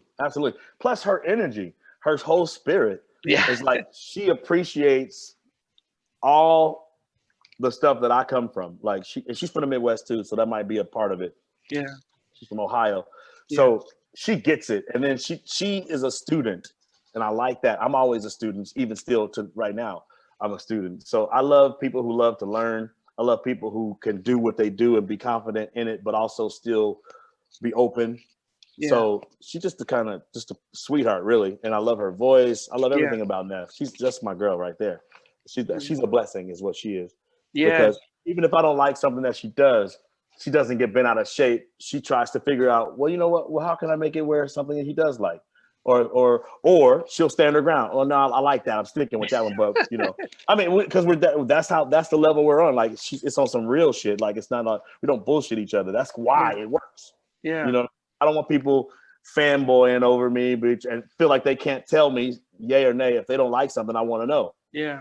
You know what I mean? You don't have to be like gentle with. I can handle it. You know, like I'm gonna always write some dope shit. Sometimes it might be whack. Let me know. Yeah. You know? And I'm gonna do the same thing every time. I did see you put a post with yourself and then Coco. Were you planning to do? That's coming out. Yeah, that's coming out in a couple weeks. What exactly? What are you releasing? Your own? That's the record. That's a single called "Real Love." Yeah. It's coming in about 4 weeks. We got to set it up, but it's about to drop. I have a whole lot of records that I want to put out this year. That's going to be the lead off of it. I have a whole album called Bam's Rare, Remixed, and Unreleased. Okay. I'm taking old stuff and flipping it. I'm putting some new stuff on there that I just want to put out. So it's kind of a hodgepodge of Bam stuff. And I'm getting that out of the way. And then I have a whole nother album I'm doing that I want to do on myself proper. A Brian Alexander Morgan album properly, finally. Wow. So the first one, is it that you're taking tracks that you produced for other people that you wrote that you want tracks that I wanted to produce? Okay, remember I told you I wrote four songs for Brandy, right? Yes. Well, 3 of them never got cut, and one of them I always wanted Jasmine Sullivan to do. I did another one I wrote for Bruno that I never gave to him. I did another one that I wrote for Babyface that I never gave to him. So stuff like that is just dangling, sitting out here. I'm going to get them cut. Now, whether I can cut them with the actual people or not, we'll see. But either way, those songs still exist, and I want the world to hear them. Okay. Yeah. In the way that they were intended, so you're not going to do trap music with that kind of thing. No, it depends, because I got some trap stuff too. Like there's certain things that I got a joint that I have. Okay, give me an example. I told you I did a song called "Crazy" on Usher. Yeah. All right. Well, I reflipped it into a trap thing, and I want Bieber to sing it. Okay. See, it's flips of things. Like it's Bam's Rare, Remixed, and Unreleased. Okay. Then I got some stuff that I got on SWV that we never released. That was just dope. So I'm doing one of them is like really, really dope. The fans really want it. It's called "What Two Can Do." So I put a snippet of it on the internet a couple of years ago, probably like in 2017, and they've been dying for it ever since. So I'm trying to get that out as well on the same album. Was that from the first? It was it was from in the middle after the sessions were done for the second album. Okay. They were done cutting, and this is just something I did on my own at my house, just messing around. Okay. But pretty dope. Because we thought there was going to be a Coca-Cola endorsement thing at this particular moment, so we did a song called "You Can't Front" and another one called "What Two Can Do." Okay. Yeah. And so "Real Love" comes from that same time, but I modified it and put myself on it in 2011, and I've just been sitting on it ever since. So that's why that's coming now. So are we expecting a video? Are we expecting the promotion? What with Real Love, no. That'll probably be a lyric video only. Okay. But the big one, "What You Can Do," that's a secret. I'm trying to do a tribute to them with certain celebrities lip syncing to it. Okay. And so I'm working on that now. Are they going to be in it themselves? We just talked about that. I might have them in at the very, very end as just a cameo, but it's really a tribute to them from some of their peers. Okay. Right? Look at you getting exclusive. Check you out getting this is an exclusive, baby. You getting that? And I ain't told nobody this one. No. But I'd wonder though. People would always wonder: could you go back and write and do a song with them now, would it be I have the same? several things coming. Listen, they're gonna be some of the same because it is the same. Some of it's old and you won't even know because I'm flipping it. Like Real Love is a tribute to break beats and records that we love. So like, and I just recently befriended Prince Marky D, who we just lost. Oh yes, yeah. So in Real Love, I'm using the keys that he wrote for Real Love for Mary J.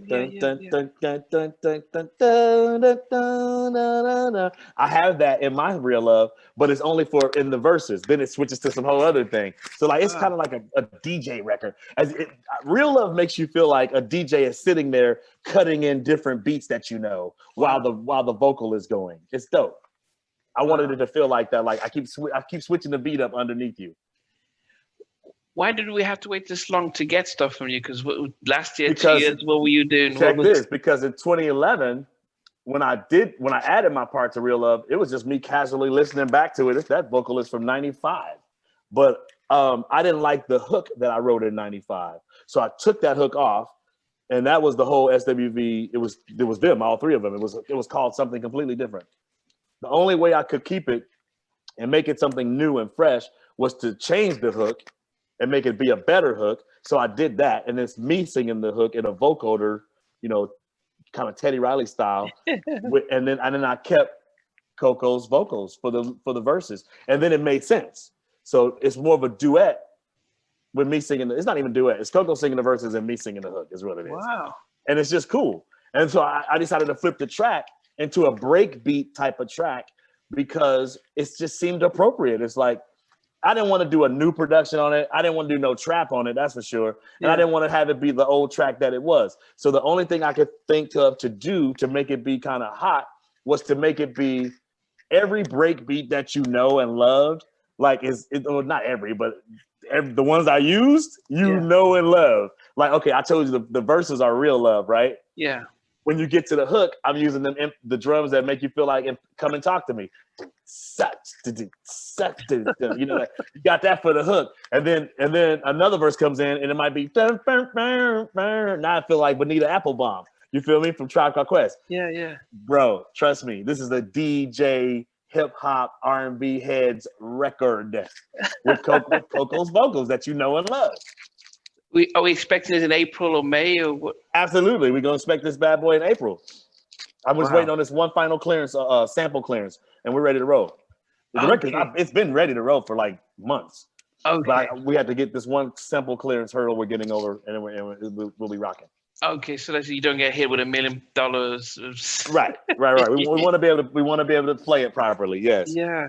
I've sent it to certain DJ friends of mine, and they have it and are ready to start playing it in their mixes right now. Like several of them that I respect, and they're gonna get it on. They're gonna start putting it on their playlists and stuff. So It's just exciting. Did you see the graphic for it? Yeah, I did. Yeah, the roads. Yeah. And Bam and Coco, and I'm thinking, what's going on? So I think that would be exciting. And in fact, I will pinch the graphic for it to let people know to take. Please do. Yes, absolutely. Yeah. And I'll tell you, and I'll keep you posted on when it's really actually gonna drop. Yeah, it's coming. That'll be available for purchase. Okay, not streaming because streaming all of it. We're gonna be on all the platforms, and I'm trying to get that bad boy on the Sirius XMs and the cool terrestrial stations that still rock, those formats like that. Yeah, a hot track will always get its way out there. I always end my interviews by asking my guests that if you were stuck in an elevator and you were told, look, it's going to take about 2 or 3 hours to get you out, what movie would you request to watch? Ooh, that's a good one. Probably one of my favorite. I have 2 favorite movies that really get me. One of them is called Sankofa. Oh, never heard of that. Because that's brilliant. And the other one is Guess Who's Coming to Dinner. Oh, okay. The Sidney Poitier, no, not the Bernie Mac one. Absolutely. The Captain Heffron. Yeah, because look where we are right now. And see how much that hasn't changed. Yeah. You know what I mean? But don't close me out without talking about my Drake and my Khalid. The records that I have on them, like I hooked up with Drake. I'm on the Views album with a song called 9. Did you not know that? No. Yeah. I'm on Drake's album called Views with an original production and a song called 9. Check that out. And then before that, that was 2017. 2015, I did the title track of Faith Evans' album called Incomparable. Did you know that? I didn't even know I was surprised to find out she's still making music. Yeah, so that's the record. Check that out. And I flipped a little D-Train style thing on that, the title track of that's called Incomparable. 2015, another record I did on Tamar Braxton called Never. It's a hot one on Tamar. Wow. Original, but I flipped a sample from Patty Austin. Let's see. And then Khalid in 2018, On the Way. You know that record? Outside on the outside, I'll be on the way. That's me with 1985 producing, and I'm doing the keys. Wow. And I wrote the music. So yeah, that's all my latest. And then Drake in 2017. So, and then a little work with Kanye. They flipped Rain and Week for the gospel Sunday service thing. And that's crazy. So are you still getting calls? Because Kanye called. I would call that a call. Yeah, I mean that's a big one. And Drake, people 40 hit me up. That's how I got up on the Views album. And then 1985, Drake, one of Drake's producers, called me for the Khalid record. So I would say yeah. And then the A&Rs are still hitting me up too. So yeah, absolutely. So you didn't know none of those records, huh? No, you know what happens is that I'm like most of my audience, that we're very much caught in a time warp from the after 2000s. We sort of got disillusioned with the music that was put out there. Here's a quick fix, easy thing to do. Go to Apple Music, Brian Alexander Morgan's Songbook. All of them are there. Okay. It's a nice little. It's not everything I ever wrote or ever did, but it's like enough of them so you can get the variety of then and the middle and now. Yeah. All there. My Drake is there. My Khalid is there. My Lalah Hathaway is there. My Usher is there. SWV is there. All those things are there. Yeah, I mean, this dog is what I go through and no, see. But no, Songbook is an easy way to do it as a playlist where you can literally just let it play, and then each song will just play one after the other. Apple is cool that way. You know what I mean? Yeah. I think the other question that we have is the movie's about to, before it starts, they ask you what song can we play just before we get the movie playing. What would you request? Love's in Need of Love Today, Stevie. Okay. One of my all-time favorites, and also very true.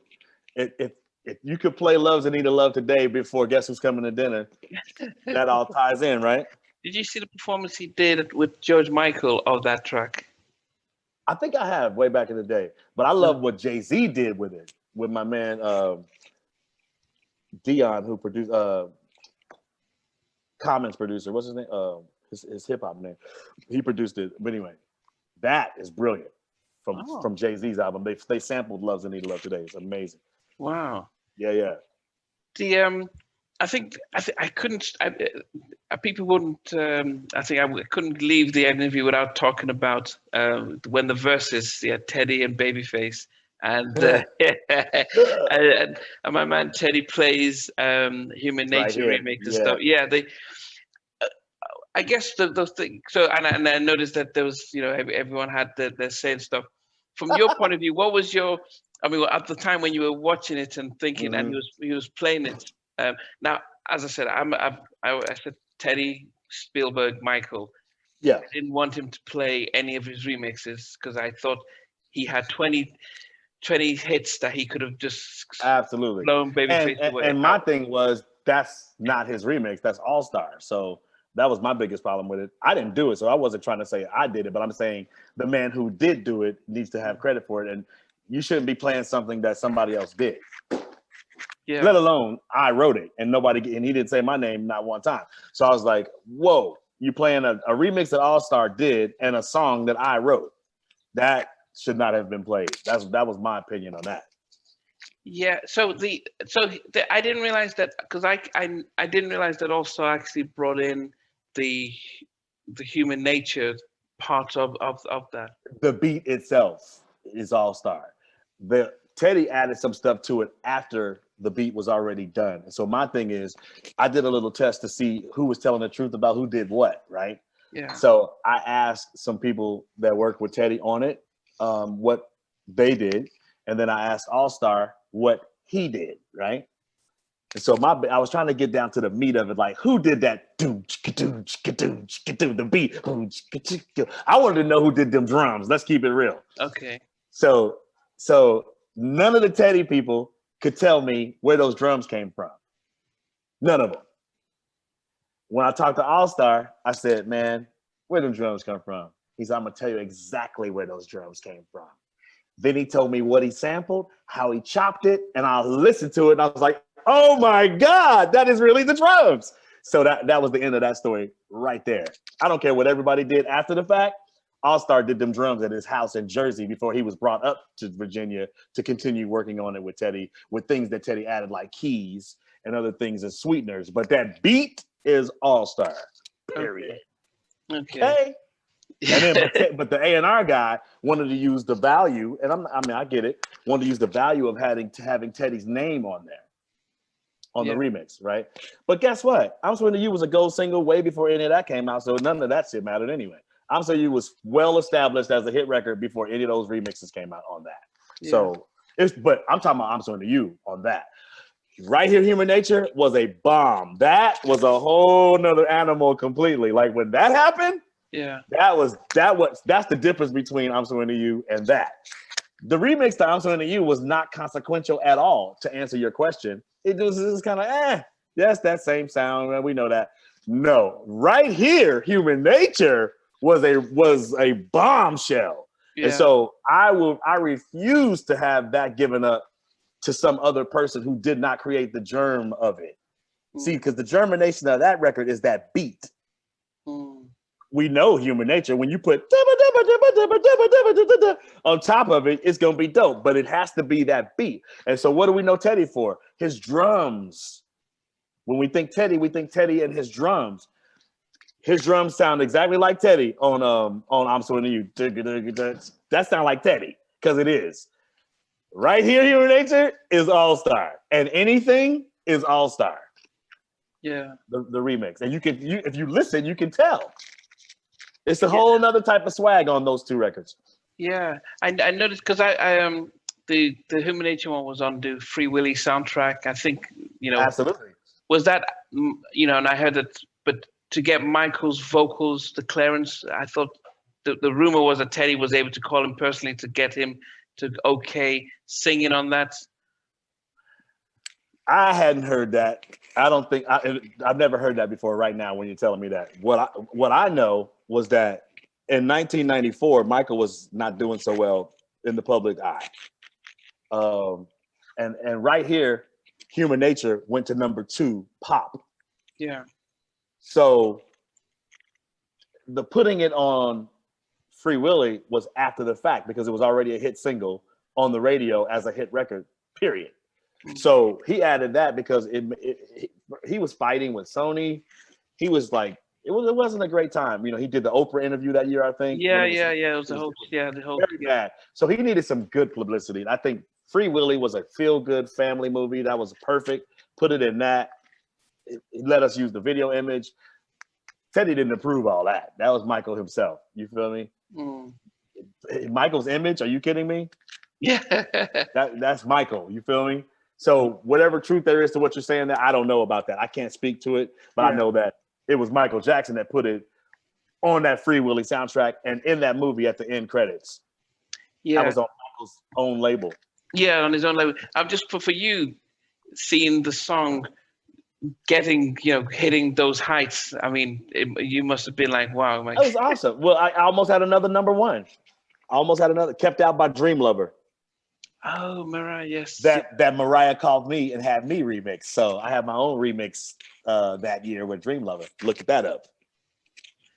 Do you still? Because I noticed that it talks about you still like being a DJ and stuff. Are you still doing that? Is it as fun or what's that? Always. When you come in this house, I'm DJing for you. You come, not in COVID, but like I'm talking about, we haven't been able to go out. But when I was living in Sacramento, I was more out DJing out. LA, not so much. Once I got to LA, it was all about grinding in the studio. But Sacramento and the Bay Area, I was playing everywhere, all over. Bay Area, Oakland, San Fran, Sac. So I haven't been able to DJ like I want to as far as going out, but who has now? So right now, but I'll always be a person who loves to play records for people, period. What does the DJ do for you as a producer, being able to DJ? How does that help? It helps because if you're a DJ, you have to care about what's happening. That's number 1. And that keeps my ears fresh. That keeps me open to listening to what's happening and not being stuck in any one vibe. And I love that. I love listening to, man, you know how many records I listened to this just the past couple of days, just checking out new energy and new vibes from people. That's what a DJ does to me. It's like it keeps you fresh, understanding what's working on the dance floor, understanding what's working in the clubs, understanding what's working on radio. You know what I mean? Yeah. Like, so if you're trying to make any kind of mix proper, you got to know what's happening. Yeah. What are you blending? What tempos are you using? Why? You know, all those things has to do with having your ears to the street. You know what I mean? Yeah. So I can't stop by asking you as a producer if you were to name your 5 of the best all time.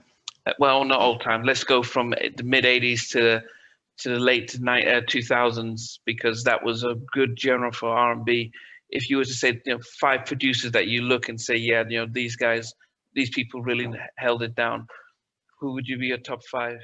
Producers, yeah, that probably wrote as well, but producers from that 86 to probably 2000. Well, does duos count as one? Yeah. Right. So Jimmy and Terry, Face in LA, Teddy, Stevie, Quincy. Those are my 5. And I mean, when you look at people like LA and Babyface and Jimmy and Terry, if you were to separate the two of those two groups, what would you think? Because for me, when I listen to Jimmy and Terry, they don't sound the same. I could hear Babyface when he was on his own or when it was LA, I could tell. But with Jimmy and Terry, I couldn't tell some of the New Edition stuff, some of the Alexander O'Neal, some of the SOS. I mean, they 470s, they would write stuff that you wouldn't know because they split. Even the Janet stuff, right? They seem to be the only ones who could write stuff that you wouldn't necessarily know it's them. They could shapeshift. And I don't know, when you think of, so you could tell a Teddy production, you could tell a LA and Babyface, or even just a Babyface, because you always hear his keys and his melodies. Mm-hmm. It almost felt as if, these guys had a sound that you could follow, but you couldn't. Right. So did that make, if you, as looking out as a producer, so even R. Kelly, I could always tell an R. Kelly with his little key, you could tell R. Kelly did that. But when you, as a music creator yourself, when you look at all those people and you see the ones who don't sound the same, that you can't tell unless you see the credit, is that harder to do you think, or is it harder to keep a distinct sound that across the board? You know what? I want to amend my list. I just thought about something. You made me think about something. So I only got 5, right? You can add anyone if you want. All right, I gotta bump Teddy for Pharrell and Chad for the Neptunes, because when you're talking about beats and melody, they killed it. Like, they are the Jimmy Jam and Terry Lewis and the LA and Babyface of the whole thing, because Pharrell does ridiculous melodies as well as ridiculous beats, and not everybody can say that. And then a whole shit ton of them. Like, it's insane. People don't understand how many incredible, impactful records they really did on hip hop artists, on singers. Didn't matter. All brilliant, ridiculous. And then like iconic joints, just Shake It Fast and Timberlake and his own joints and Noriega and Noriega. I mean, come on, it's endless. The Clips, come on, bro. So like, nah, I think that what Teddy started, the Neptunes came and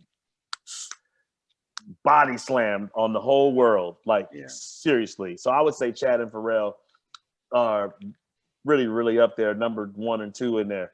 Yeah. Jimmy and Terry for my original inspiration. Face in LA for just creating something in the middle of all that was different than Teddy and the other stuff. I like that. They were different than Jimmy and Terry. That was good. And I loved how they used melodies and voices.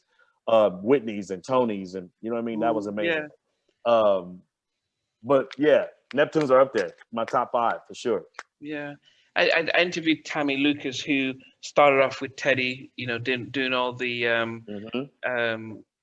oh goodness, Is It Good to You? Did Oh yeah. sang on Goodbye Love, then did the Black Streets. But then she discovered the Neptunes at the talent show, started writing with them. She wrote what did she write? She wrote the song that the Neptunes did for SWV, Use Oh, Your Use Your Heart. Heart. Yeah. So it was her who did the reference and co-wrote that, and they produced, and I think they did stuff for Total. But she Dope. said back when Chad the Pharrell was in high school, he already had the vision back then. He was Yeah. so she could see that he was just always Yeah. and Yeah. and when she and they parted companies with Teddy around '94, it was like let's just create music and stuff and stuff. So it's Thank God they did too. And guess what? Isn't it ironic that the same God that found them is the same God that found me? Kenny Ortiz. so how did so when they left Teddy, so they were like looking for space and that's okay. Kenny Ortiz found them and put them on Use Your Heart. That's how they got onto SWV's albums, because of Kenny Ortiz. Okay. Yeah, it's been amazing, listening to you and talking to you about your journey, and it's not just SWV, but it's I think the fascinating thing you mentioned, because I spoke to Cut Close Tabitha from Cut Close and said, why did Anthea sing all the leads, and she said the same sort of thing, like, look, we all got paid the same, but she was our bread and butter, so why do we just all have to sing just for the sake of it? But it's great to hear, because I think in the '90s a lot of the male groups started to interchange. They tried to mix it up a little bit so that we didn't have the main It's star. not really complicated. I just think, like I said, if you start out that way and that's your brand, roll with it. But if you don't start out that way and you start out another way, then trying to impose that on your fans is kind of weird. It's just you gotta slide them. That's how they started. That's how they sounded. Nobody thought that was weird because that's how they started. If you try to start changing it up midstream, you risk alienating your fans. So it's as simple as that. Yeah. Well, I appreciate it. It's midnight over here. Well, quarter to midnight. But as I said, I can't wait until your stuff comes out, and I'll be sure to get people hyped up about it and stuff.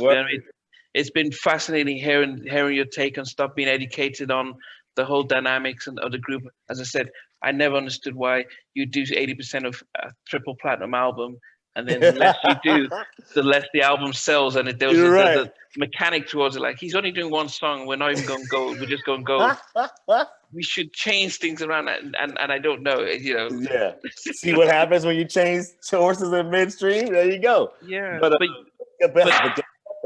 the real stuff always endures. Yeah.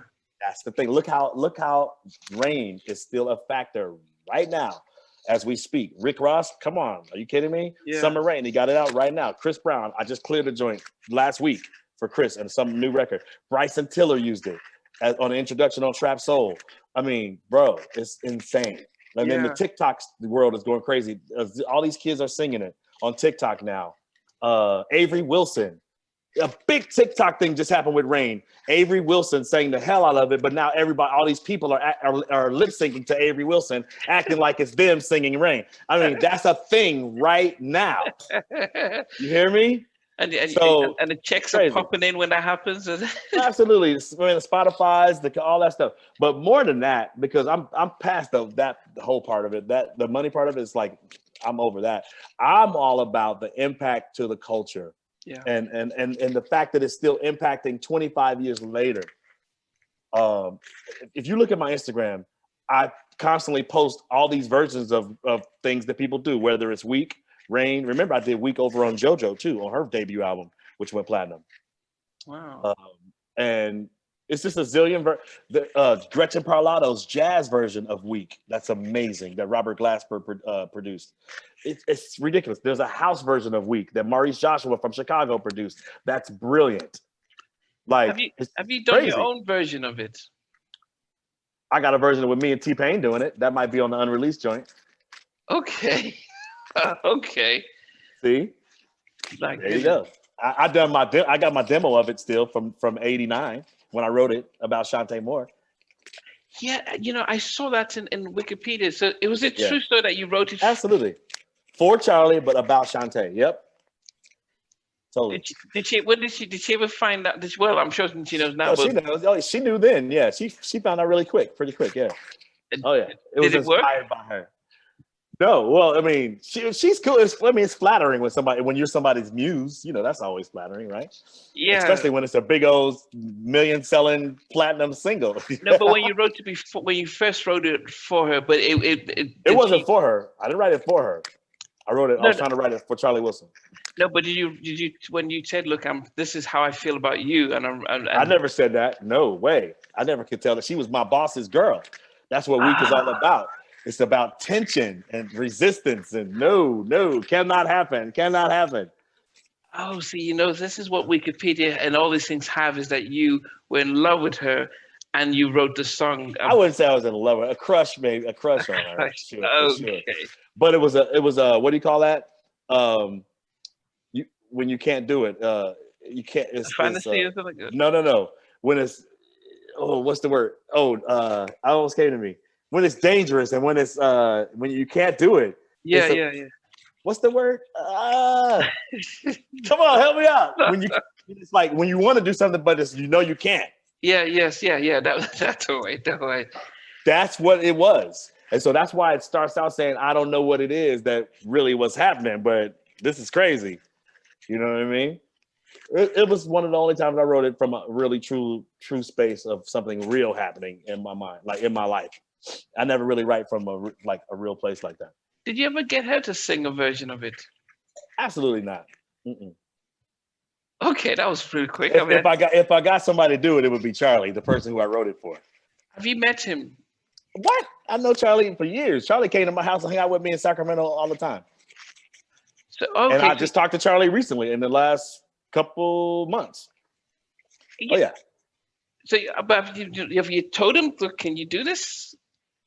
He might do it. I don't know. We'll see. Charlie's working on his own shit. He definitely, come on. He's the guy. I'm feeling like I'm Charlie now. After Kanye called me, I'm feeling like Charlie now. Like Kanye, Snoop, all them called. I'm finally getting my moment of that, right?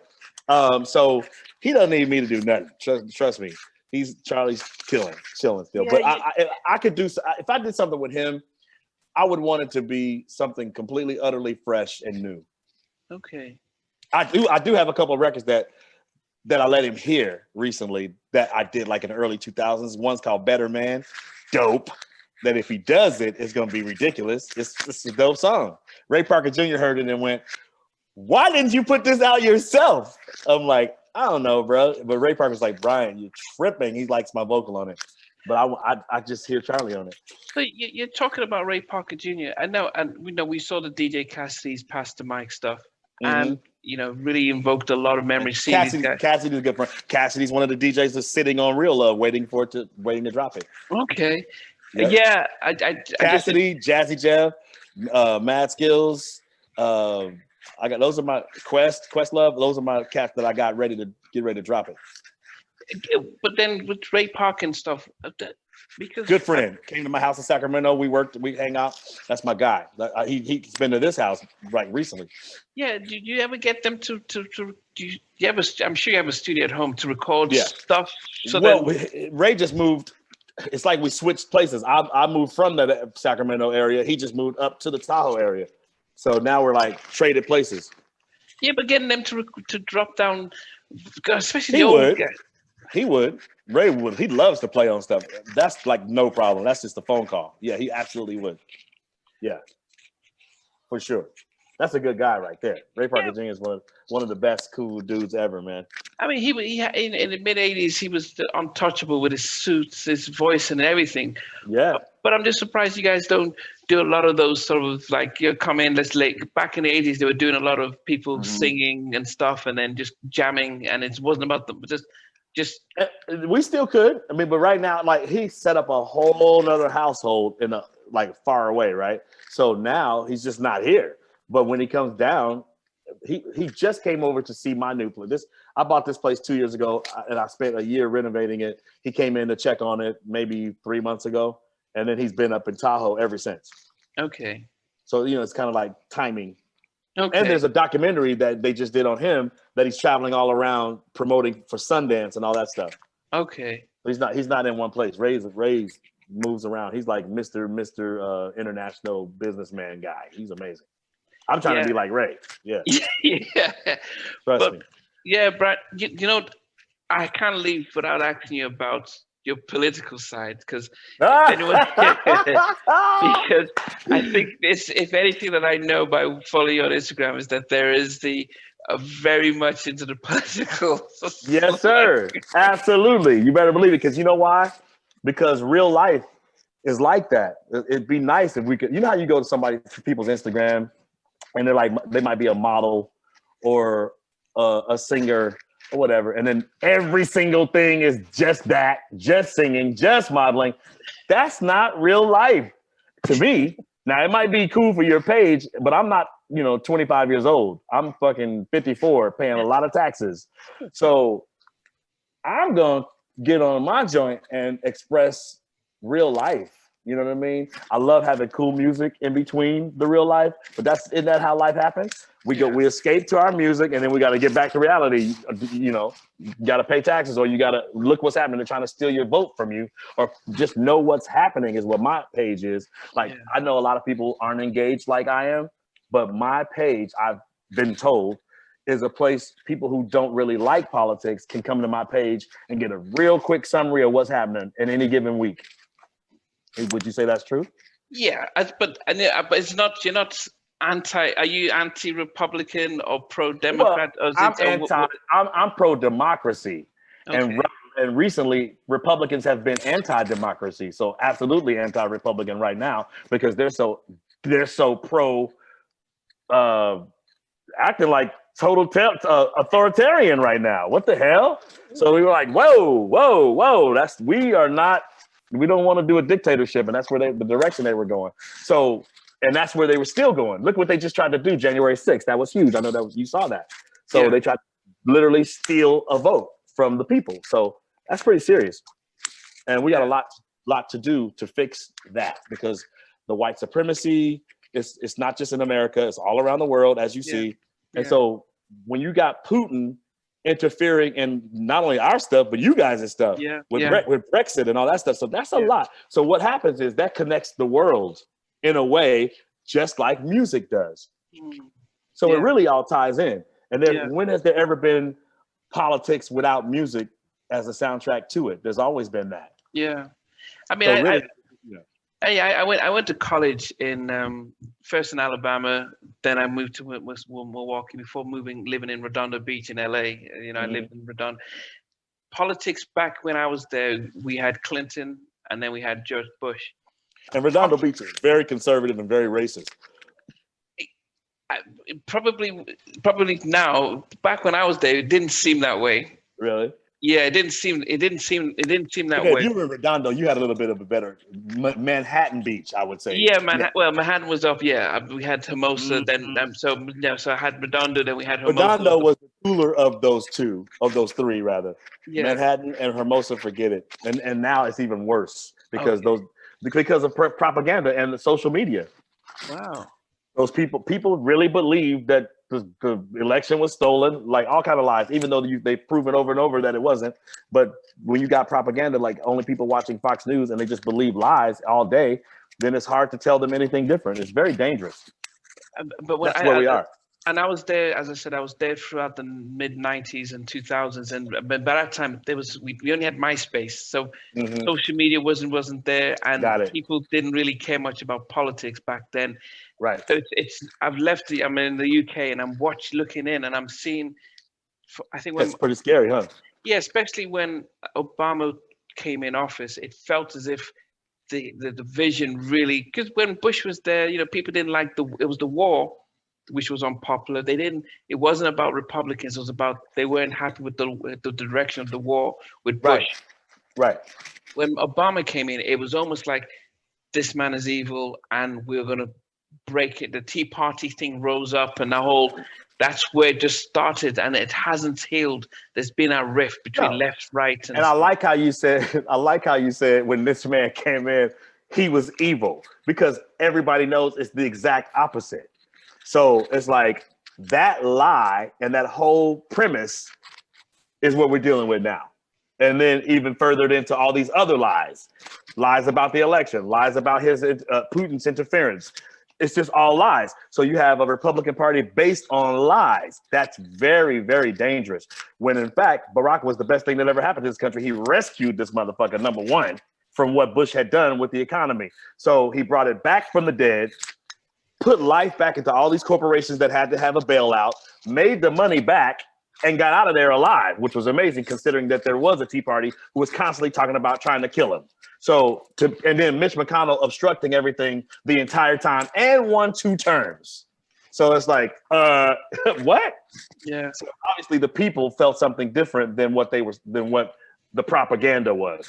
And then the same thing's happening now. The reality, 100% different than the propaganda. So, but people are realizing that now, though. They're like, whoa, we almost just lost our entire democracy just now.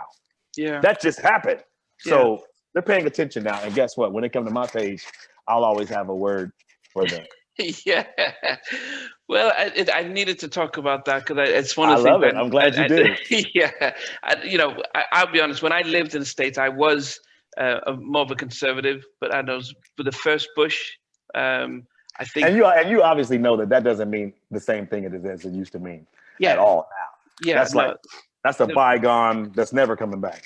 What you call conservative back then that doesn't exist now in the I'm talking about in the party now. It just doesn't. They're just sucking Trump's dick and that's it.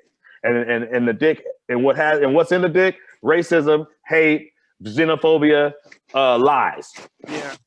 Are you down with that? No. So the conservative like you would not have a home in that what we have now. In fact, actually, after I think when he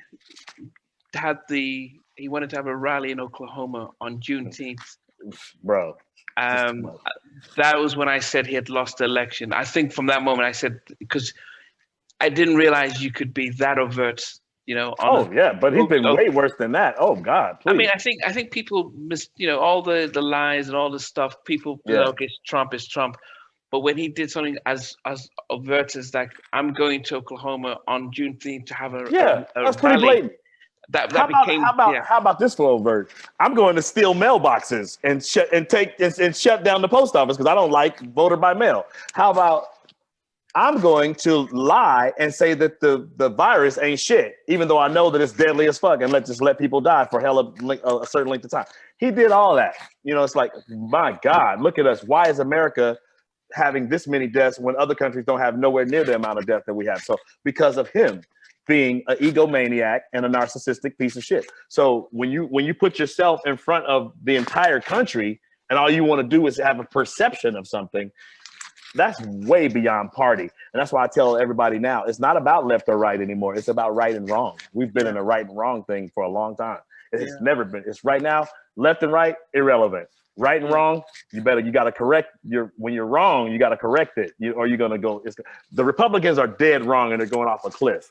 And so whoever's going with him, there they go. Because look what just happened. Even with all their gerrymandering, stealing, lying, we still won because the people know better. Yeah.